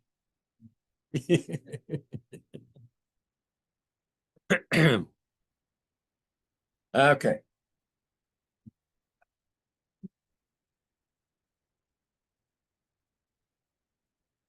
Or an apodile. I guess you could have fraternal twins. So resonance structures tend to stabilize molecules. Now, here's a good example of one where the resonance gives you two different structures, right? We've got a carbocation on the left, and it gives you it resonates with the, no, I don't know what that would be called, that structure on the right. Notice that the positive charge moves, as do the electrons. So how would that work? Let's see. We've got a methyl group here. And there's your carbocation. And there's your oxygen. And another methyl group. Okay. That resonates with, let's see, let's put the carbon, oxygen, and probably methyls are going to stay put. Yeah. And there. Okay. So what's actually happened here? This is a preface to arrow pushing. We're going to get into that for the second exam, I think. It's for arrow pushing. Where is it? Third quiz, third exam.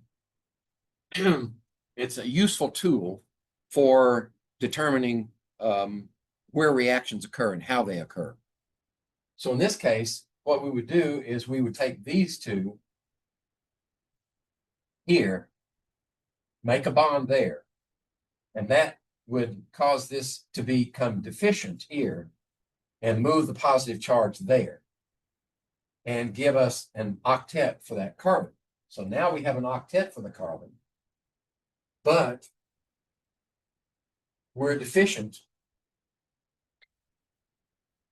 Yeah, we're deficient with that oxygen, right? So the movement occurred with the electrons, but the positive charge had to move also to accommodate the formal charge difference. Okay. If we calculated the formal charge, we should get a formal charge of +1 here. +1 here, and then the +1 would move to this one. but those resonate. Now, if you have a reaction that is particularly interested in this double bond, right, then this, once it resonates to that side, that's where the reaction will occur. Or if you want the reaction to occur with this oxygen, where it's an electrophile, in other words, it's looking for electrons because it's deficient, then it would occur at that oxygen. Okay. Let's see. So the hybridization lowers the energy. That's the whole point of this particular slide. Delocalization of electrons tends to stabilize a molecule by lowering its overall energy. That's all we're saying with that one slide.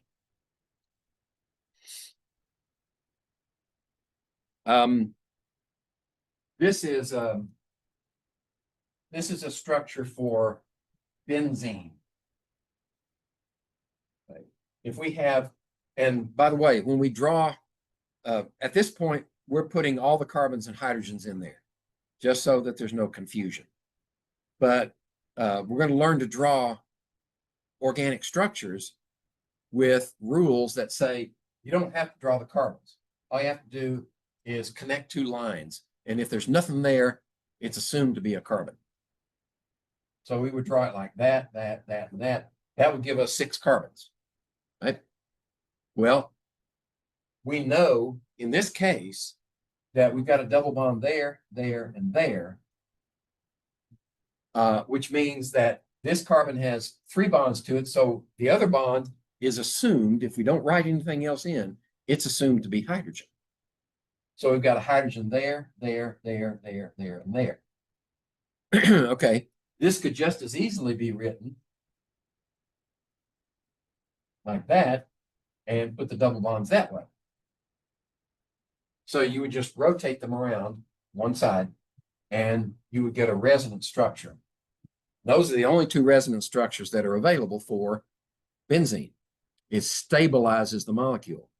In fact, it forms a special type of resonance structure, which is called aromatic.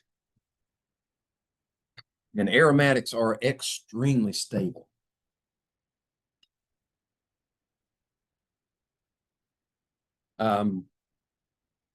Let's see.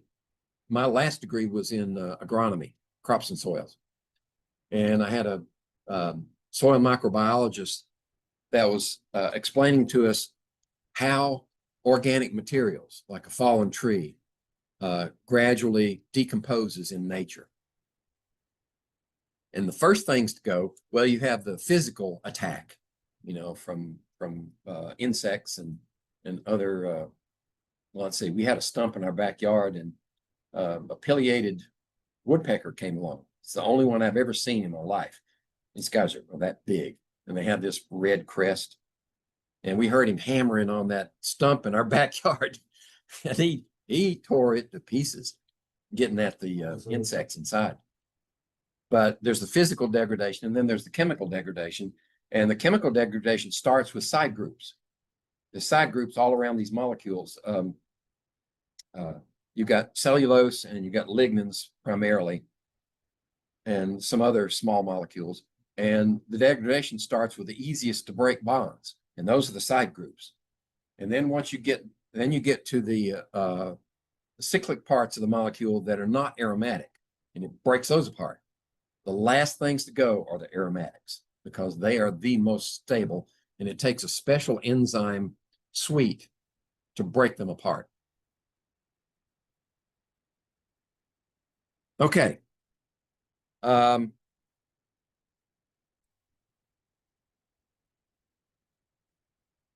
So that we want to draw a distinction between equivalent and non-equivalent resonance structures.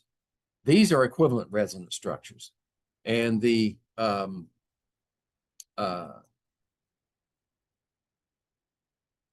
formaldehyde that I showed you early, those were 2 equivalent resonance structures. But there are non-equivalent resonance structures like this and like the one that I just erased. they can still resonate, but some structures are less stable than others. So the resonance tends to stay with one side versus the other. And in this case, we've got, what do we have here? This is acetic acid. So what notice that's C2H3, C2H3O2, H, C3H2O2. That's acetic acid. We put this H out here because that's the acidic proton. And it can resonate as shown. But since you've got that charge separation there, and you've changed the formal charge for those two oxygens significantly, it's less stable. So it can produce that relatively unstable resonance structure, but it's not there for very long. It tends to stay with the lower formal charge side. That's a non-equivalent resonance structure.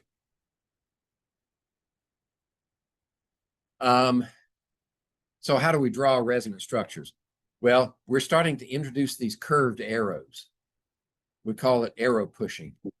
We're pushing electrons from here to there, right? And there's some rules that go with it, and we'll talk about those later. So this is just kind of a teaser. The electrons can move when you're drawing two resonance structures. The atoms must stay in their relative positions. You can't move the atoms around. Right? You can move the electrons, but the bond structure, and I'm trying to think of the correct wording for that, and it escapes me. The arrangement of the atoms in that structure must be fixed. So you can move electrons around, but you can't move the atoms to be a valid resonance structure.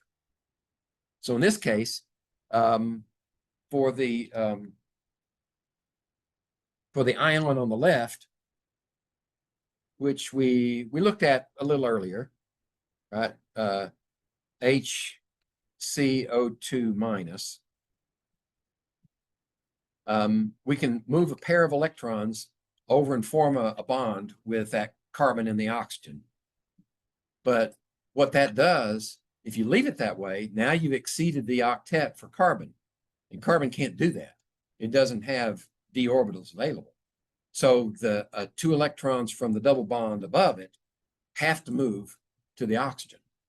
They can't move to the hydrogen because it can't accommodate them. So the only place it can go is the oxygen. That's what the curved arrows are showing. Curved arrows start with electrons, either lone pairs or electrons in a bond. And they go to either an atom or a bond. That's one of the rules, and you'll hear that again later.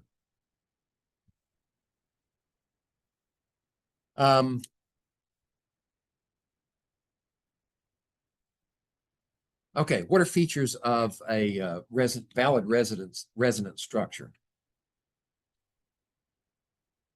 Well, sometimes you see a lone pair on an atom adjacent to a multiple bond, right? Which is the case here with our example. Or you can have another feature is an atom lacking an octet adjacent to a multiple bond. So in that middle diagram, you have a carbocation on the left, and that is missing an electron pair. So one way to accommodate that carbocation is to draw an arrow from one of the double bond, the pi bond on the right, and put it on the left. Now what that does is makes the carbon on the right-hand side deficient, and it becomes the carbocation. So we haven't changed the overall charge of the molecule. We just move the charge. And in the last one, what do we got there? Well, that's another carbocation. and the atom with a lone pair adjacent to an atom lacking an octet. Okay, that also works. If you form the double bond, if you move a lone pair, then that makes the oxygen deficient. Now the positive charge is on the oxygen, but since we form a bond with that carbon, now we've satisfied the octet and the carbon is no longer charged. Those are three common features of resonance structures. A fourth feature, couldn't get them all on one slide.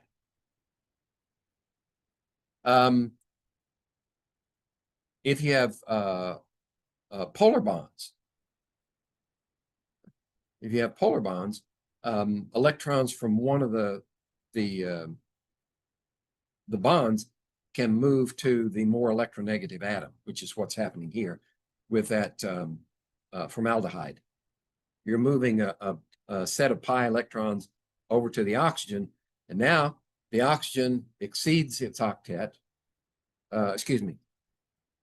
No, it's got its octet, but it was neutral before. Okay, so the formal charge tells us that oxygen is negative, right? We did one of those calculations before, right? 6 minus 7 is minus 1. But we have also stolen electron from carbon, and that makes carbon positive. But that is one of those where you have an unbalanced resonance structure. Or let me use the proper terminology, go back. Non-equivalent. You have a non-equivalent structure there with the formaldehyde, and it's more likely that the formaldehyde is going to spend most of its time on the left-hand side. And then you can have alternating bonds in a ring structure. Now, I'm worried about benzene. You probably got this in general chemistry, but the science doesn't agree with that structure. We have to draw it this way because of the restrictions on the valence bond theory, right? The electrons are localized to individual atoms and they're only shared. So we have to draw a double, single, double, single, double, single. But that would imply that this is a shorter bond than that one. And physical evidence says that it's not. All of these bonds are exactly the same length and strength. So that's why sometimes you'll see benzene structures drawn like this. That's because all the bonds are equivalent.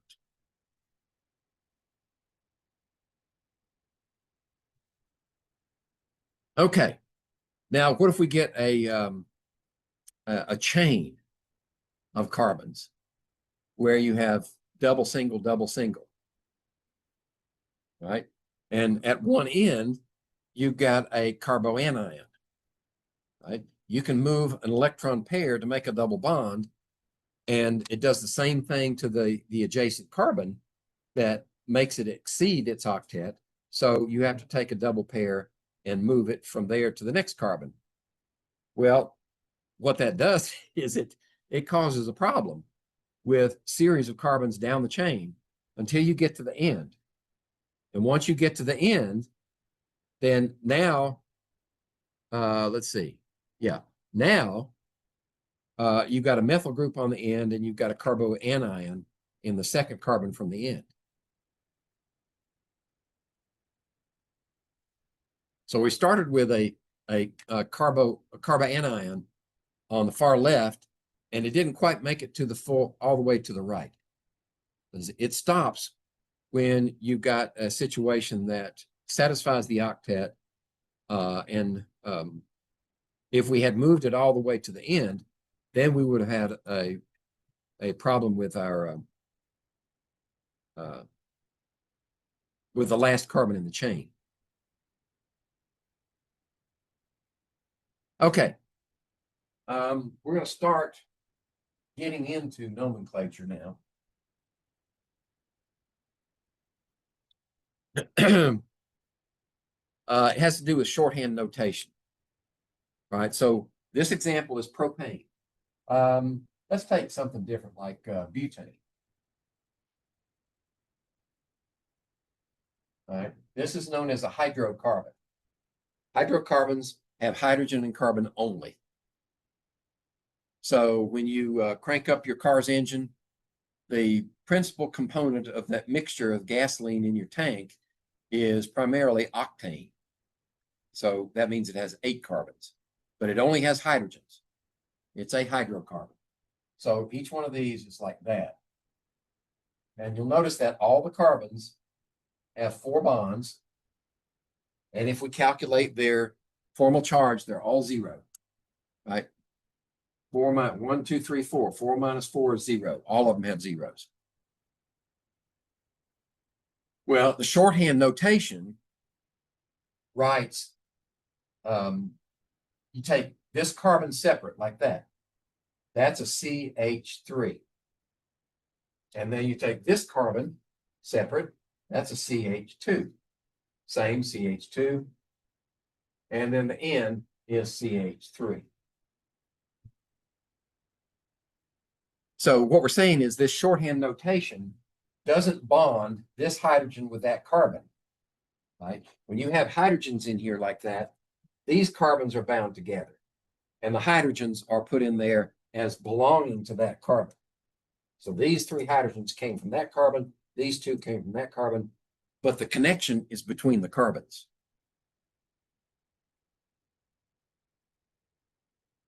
Okay.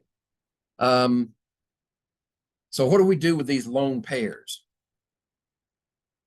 Well, if we're dealing with carbon and we have 4 bonds with a carbon, the formal charge is 0. So if we want to assign a charge to carbon, we've got to get rid of one of those bonds. And like I said before, if we get rid of one of the bonds, where do the electrons go? If we take away that one, did the electrons go over here? Or did the electrons stay here? If they stayed there, now you have an excess. You have an excess of 1 electron. And if we calculate the formal charge, it's 4, 1, 2, 3, 4, 5. Minus 5 equals minus 1. So this is a minus a carbanion. Okay. If, on the other hand, instead of the electrons staying, the electrons leave, then we calculate 4 minus 1, 2, 3 is a plus. So with that lone pair gone, we have a 1 plus charge. Nitrogen, if we have 3 bonds in a lone pair, it's neutral. If we add a bond to it, we get a plus. Best example of that is the ammonium ion.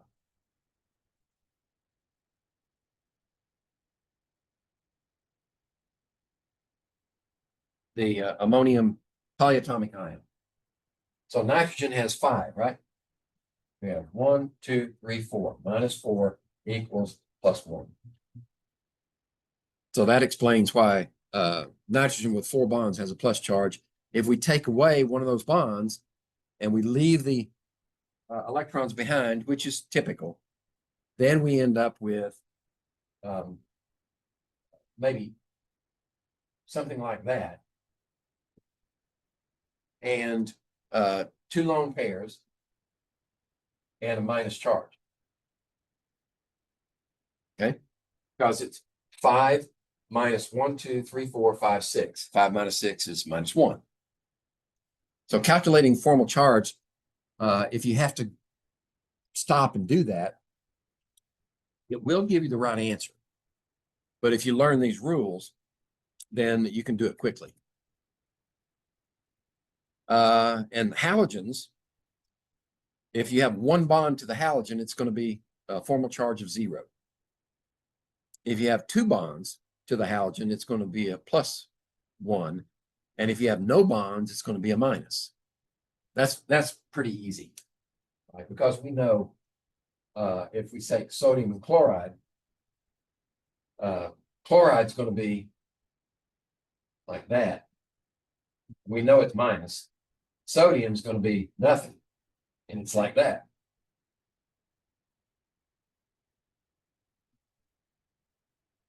Okay. So what we had was shorthand before, right? Shorthand notation. Now we have condensed formulas.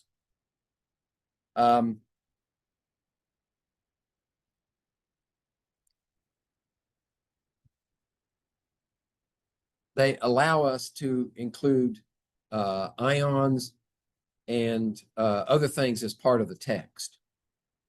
So a condensed formula, our example there is isobutane, no, 2-methylbutane. Well, actually that's, and there's also a difference. You remember in general chemistry, you had systematic names, right? And for small molecules, they were manageable. But for large molecules, they were just monsters. And unfortunately, that's the case with organic chemistry. But systematic names were what we call IUPAC names. And if you look up a formula, if you Google it, and you either go to Wikipedia, which is questionable, but you go to a bona fide chemistry site, and you'll get the IUPAC name. And then below that, they usually have what we call trivial names. So let me see if I can think of a trivial name. Oh, for ethanol. Yeah. Ethanol is a trivial name. So if we take this molecule, right, it's going to be, no, that's not a good example. I got a better one. Sort of. This molecule is acetylene. And acetylene is an accepted name, an accepted IUPAC name. But there's an alternate name that follows the IUPAC rules.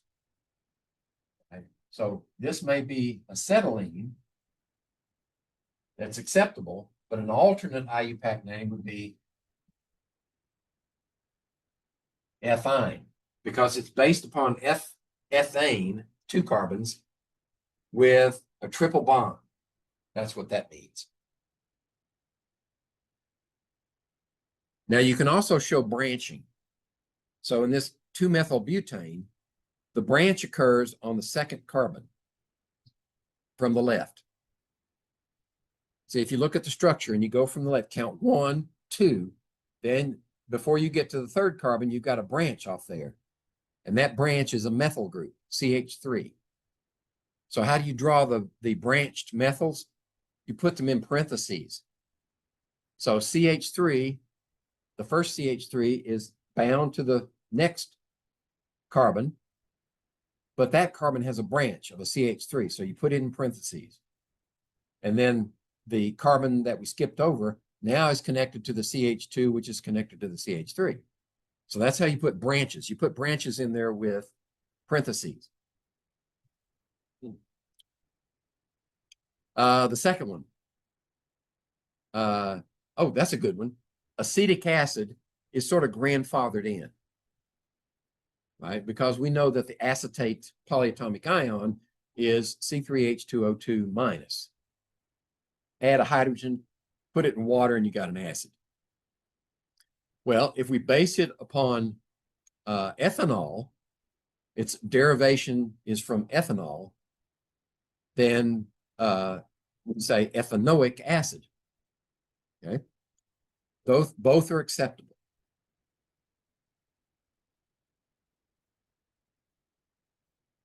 Okay, line structures. All right. When we draw, say, propane like this, and we put the hydrogens on it,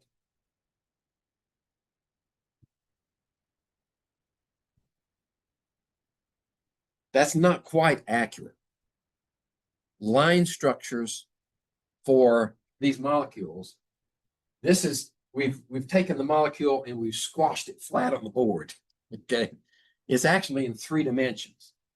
And the better way to show this is that, say, this carbon, which would normally have, say, we start with methane, and we do like this, and we have a hydrogen in the back, right?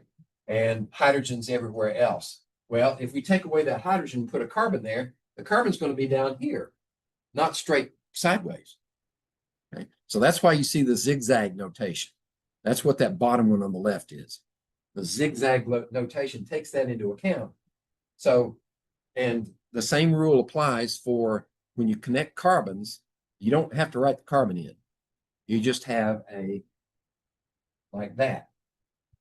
And if I just wrote that and nothing else, then this end would be a carbon, this end would be a carbon, that middle one would be a carbon, and we would have all the other hydrogens around it. So that is propane, okay, in our line structure.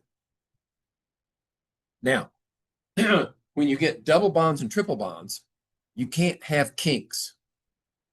Why? Because if you try to put 3 atoms together, and you've got to overlap the p orbitals to make a double bond, or you overlap the others to make a triple, if you kink it, they won't overlap. So double and triple bonds are always linear, right? So if we had a linear bond in something like butane, so we would have that much, and then if we had another carbon out here on a triple bond, it would go like that, or I wouldn't have to write that in there. So that'd be 1, 2, 3, 4. That would be 1 butine or but1-ine. Say it both ways. But it has to be written straight because of the double and triple bonds.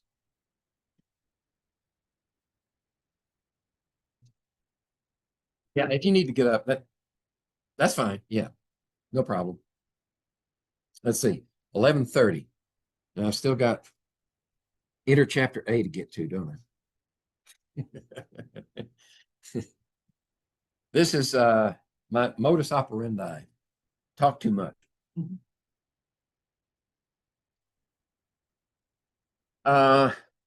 Okay. So what do we call a functional group? Well, you can think of carbon compounds as call them main group, backbones, and then side groups or functional groups. So in this case, the functional group, methane doesn't have a functional group because it's only 1 carbon. But if you say 2-methyl octane, the functional group would be the methyl group sticking off the side of that chain. Or if you had a cyclohexane in that bottom one, the cyclohexane would be the base group, and then the ethyl group off the side would be the functional group. Now, we're going to start off, when we name compounds, we're going to start off with what we call straight chain carbon compounds, alkanes. And alkanes are simply straight chains, well, not really straight, but zigzag chains of however many carbons you want. And we're going to learn to name those. And in the beginning, they have nothing but hydrogens on them.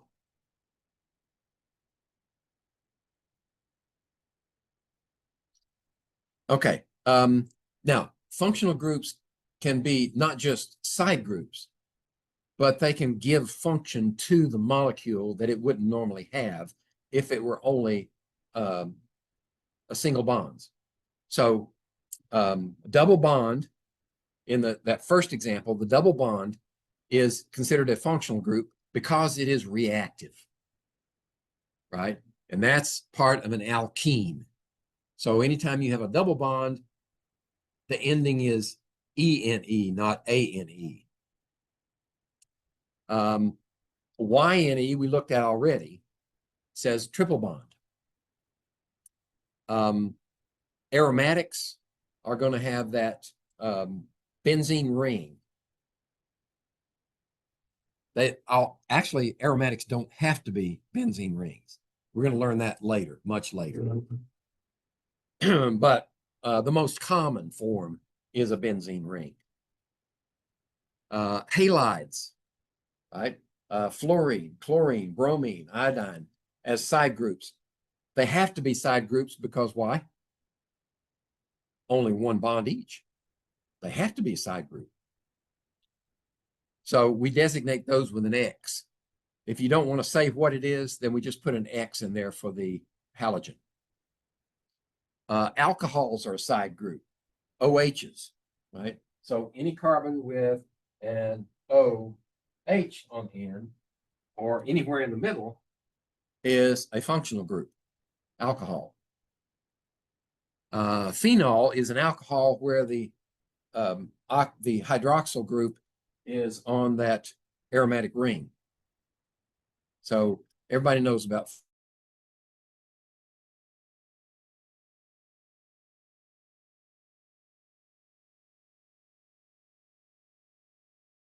has phenol in it. Thiol. Thiol is based upon the O. This would be an ending of OL on the molecule. If we substitute instead of oxygen, we substitute SH. That's a thiol. THI stands for the sulfur. And there are various others we're gonna get to. Acetal is a little complicated. Hemiacetals are complicated. Epoxides, where you have an oxygen bridging in a triangular shape with two carbons. Amines, those are good ones to remember. Remember, if we have something like that, and we put a nitrogen out here, then it's got to have 3 bonds and a lone pair, right? So you can have hydrogen here, but it would have that lone pair. And we typically don't write the lone pair in. You just have to know it's there. Nitrile is a carbon triple bonded to a nitrogen, right? Acetonitrile is a common reagent in chemistry labs.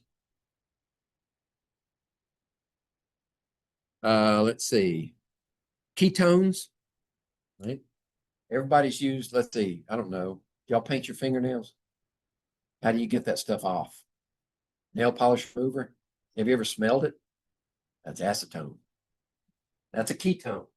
Acetone is this carbon in the middle, the double bonded oxygen. You have a methyl group out here, a methyl group there. It has a very distinctive odor. Before purified reagents were available from manufacturers, we had to distill our reagents.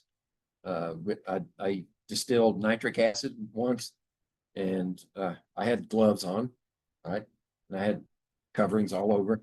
There was a little gap right here around my wrist, and I was pouring it in, and it burped, vapor locked, and burped out, and I got some right there, and I had this nice orange ring around my arm for a while. Or acetone. We used to distill acetone. Ketones, aldehydes. Aldehydes have a carbonyl group. That's what this is called. Anytime you have a carbon double bonded to an oxygen and anything else, that's a carbonyl group by itself on that carbon, and then just the hydrogen out there, that's an aldehyde. Carboxylic acid is like an aldehyde, only now you substitute an oxygen in between the hydrogen. That's a carboxylic acid, right? It is an acid. That hydrogen can dissociate in water and give you and decrease the pH. So acetic acid is a good example of that. Sometimes we draw acetic acid like this. We say CH3COOH. Or we're going to C like that for the hydrogens. And then we have carbon, and then we have double bond oxygen. And so there's your carboxylic acid for acetic acid or ethanoic acid. Esters. Esters are formed from acetic acid. And then you have another group out here. We put R in there when we've got something based on carbon. It could be anything. And then amide, we take this and replace that with an amine group. Like that. You've heard of nylon, right? Nylon is a polyamide. So the bond between each of the subunits is an amide group. Polyamides. Okay. Biomolecules. All right, we'll touch on them a little bit, but if you're going to go on and take biochemistry, then you're going to get a snootful of this anyway. Just to say these biomolecules, we generally divide them into 4 groups. Proteins, right, which are polymers of amino acids. Carbohydrates, which could be as simple as glucose, 6-carbon compound, or it could be a chain of those glucose molecules. And if it's bound a certain way, it's starch, and if it's bound another way, it's cellulose. And if it's bound cellulose way, we can't digest it. That's what we call fiber. It goes in one end and comes out the other. Unless we have like termites and we have protozoans in our gut that can digest it. Carbohydrates. Carbohydrate is based upon carbon, hydrogen, and oxygen. ATE on the end usually indicates oxygen. So carbohydrate is carbon, hydrogen, oxygen. Nucleic acids, like DNA, RNA, are huge polymers based upon repeating units of nucleic, the bases. And lipids. Lipids are a little more generalized. Lipids are simply operationally defined as hydrophobic. They don't dissolve in water. So they could take on any number of different forms. But those are the basic 4 groups of biomolecules. We'll just say proteins are good for a number of things. They're good for muscles, right? You can have skeletal proteins. Most enzymes are based upon protein structures. Right? Those are the 2 major classes of protein. Amino acids. All right, since we're talking organic chemistry, we could talk about the subunits of a protein. Amino acid. Amino acid, we start with this, what we call the alpha carbon. And the alpha carbon has always has 1 hydrogen. And then off of one side, it has a carboxylic acid. Right? So it has COOH. And off the other side, it has an amine group, NH2. And then that's only 4 bonds, though. So on that alpha carbon, we need something else.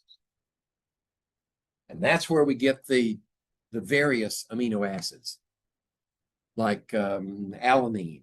You've heard of some of these, I hope. Proline, guanine, cytosine. They're all based upon differences here with that side group. So when the chain forms, the protein chains form, it forms an amide link. This forms an amide link with this one. So you get this nitrogen in there instead of the OH, and it continues to polymerize. And the one thing that distinguishes each one is this side group.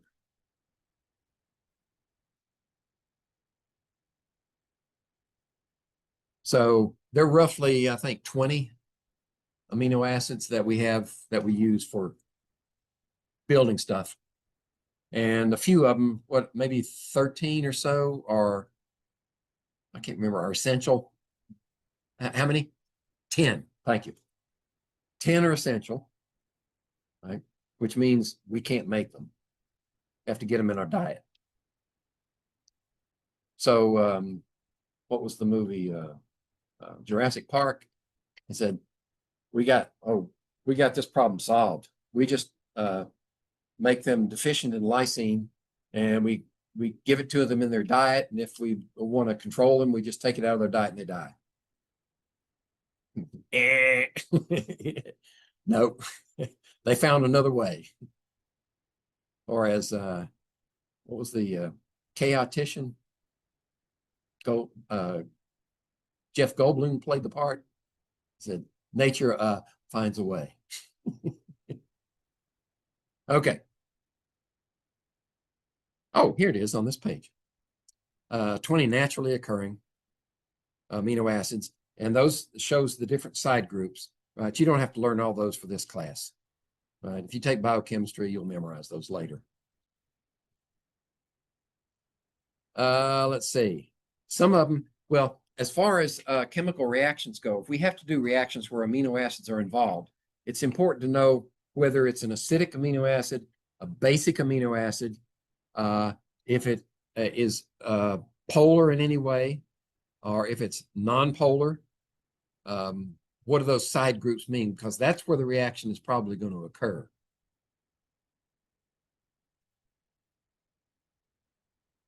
Okay. Carbohydrates will have carbon and hydrogen and oxygen, excuse me, carbon, hydrogen, oxygen. And they can be widely varying. In other words, notice here that we've got glucose and fructose there. How many carbons? Each one has 6 carbons, right? But the structure, the position of the carbonyl group is different for glucose than it is for fructose. So the glucose is an aldehyde and fructose is a ketone. And taken together, these are monosaccharides. Saccharide is the either Greek or Latin term for sugar. So mono sugars. Disaccharide is sucrose, right? Table sugar. It's a molecule that's formed from the bonding of glucose with fructose. So if you're a honeybee, you go get sucrose out of the flower, and you store it in your stomach. You take it back to the hive, and you spit it out into the comb. And after you do that, you spit a nice slug of saliva in there. And the saliva has this enzyme called invertase. And the invertase breaks that bond between glucose and fructose and produces honey. And that's why honey is very stable at room temperature. It doesn't ferment. It's not susceptible to microorganisms because the osmotic pressure of that honey is extremely high. So any cells that fall into it are going to be immediately dehydrated. Okay. So the position of that carbonyl group, and sometimes we have, and the relative positions of the hydroxyl groups, the OH groups, will determine what type of saccharide it is. And it's almost limitless. It's mind-bogglingly complex. Okay, where do we find carbohydrates? Well, they can be starches. Right? They can be simple sugars.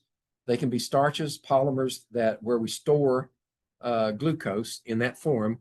So you've heard of animal sugar, glycogen. That's an animal. It's like animal starch. Plant starch is just a long straight chain with very few branches in it.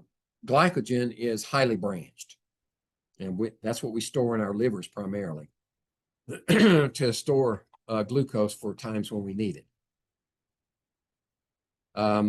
But if we change the bond from alpha for starches to beta bond between the subunits, then we get a bond that can't be broken by our enzyme systems. So that's probably why trees and woody plants in general use it for their structures, because they're not susceptible to most types of degradation.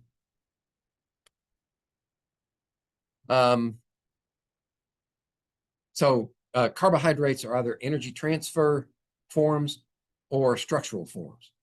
Those are the two main purposes. Nucleic acids. The nucleotide here on the left is formed of 3 units. There's that central unit there with a 5-membered ring is the saccharide. In this case, it's deoxyribose.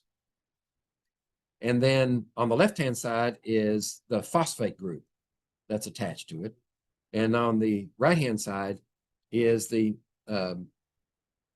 nucleic acid, which can be either for DNA, it's either adenine, thymine, guanine, or cytosine, one of those 4. Okay. Oh, I said I wasn't going into too much detail, but can't help it sometimes. All right. There are your nitrogenous bases. Now, if you DNA is a double helix with the bases pointing inward. So the way they hydrogen bond with each other determines which ones match up. Okay? So guanine and cytosine match up across that gap between the 2 helixes, and adenine and thymine match up. So if you split it apart and you start to reconstruct it, you can only construct it a certain way by the matching pairs. That's the way the code is replicated with as few errors possible. But DNA is just a carrier of information, largely. If you want to do anything with it, you have to convert it into RNA. So inside the nucleus for eukaryotic cells, you have a system that will open up the double helix and transpose it, get my terminology right, transpose it into transfer RNA. And the transfer RNA goes out and is read by the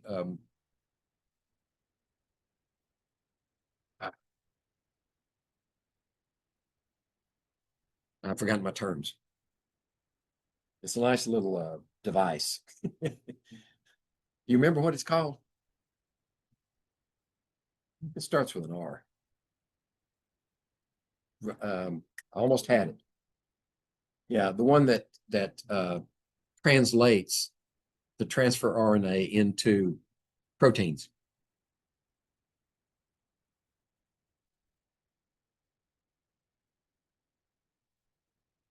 I can't remember it now. What is it? No, it starts with an R. I'm sure of that. I'm sorry? Ribosomes. Yes, ribosomes. Thank you. So the ribosomes.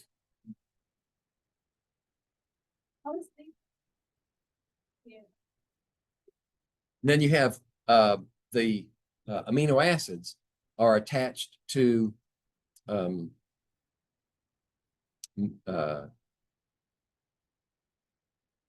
Is it messenger RNA, mRNA? No, messenger RNA comes from the nucleus. Transfer RNA is, I get it backwards. Anyway, you've got one amino acid, actually three